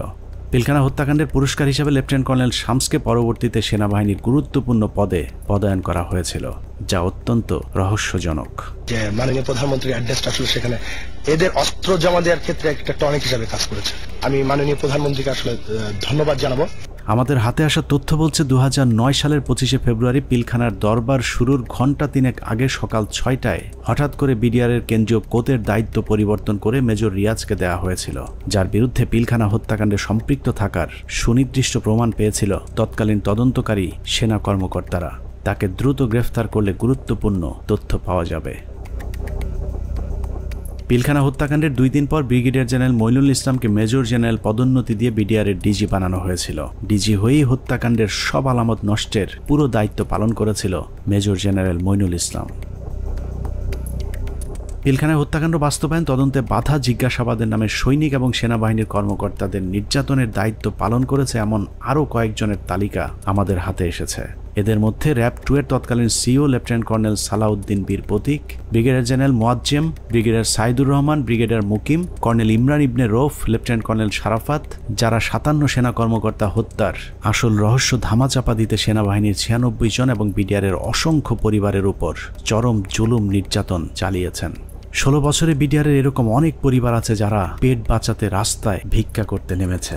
আমাদের অনুসন্ধানে কোনো অপরাধীকে বাঁচাতে চাইনি কিংবা নির্দোষীকে ফাঁসাতেও চাইনি। আমরা আসলেই একটা সুষ্ঠু তদন্ত সাপেক্ষে বিচার চাই, যেই বিচারে শুধুই বিডিআর নয়, সব খুনিদের বিচার হবে।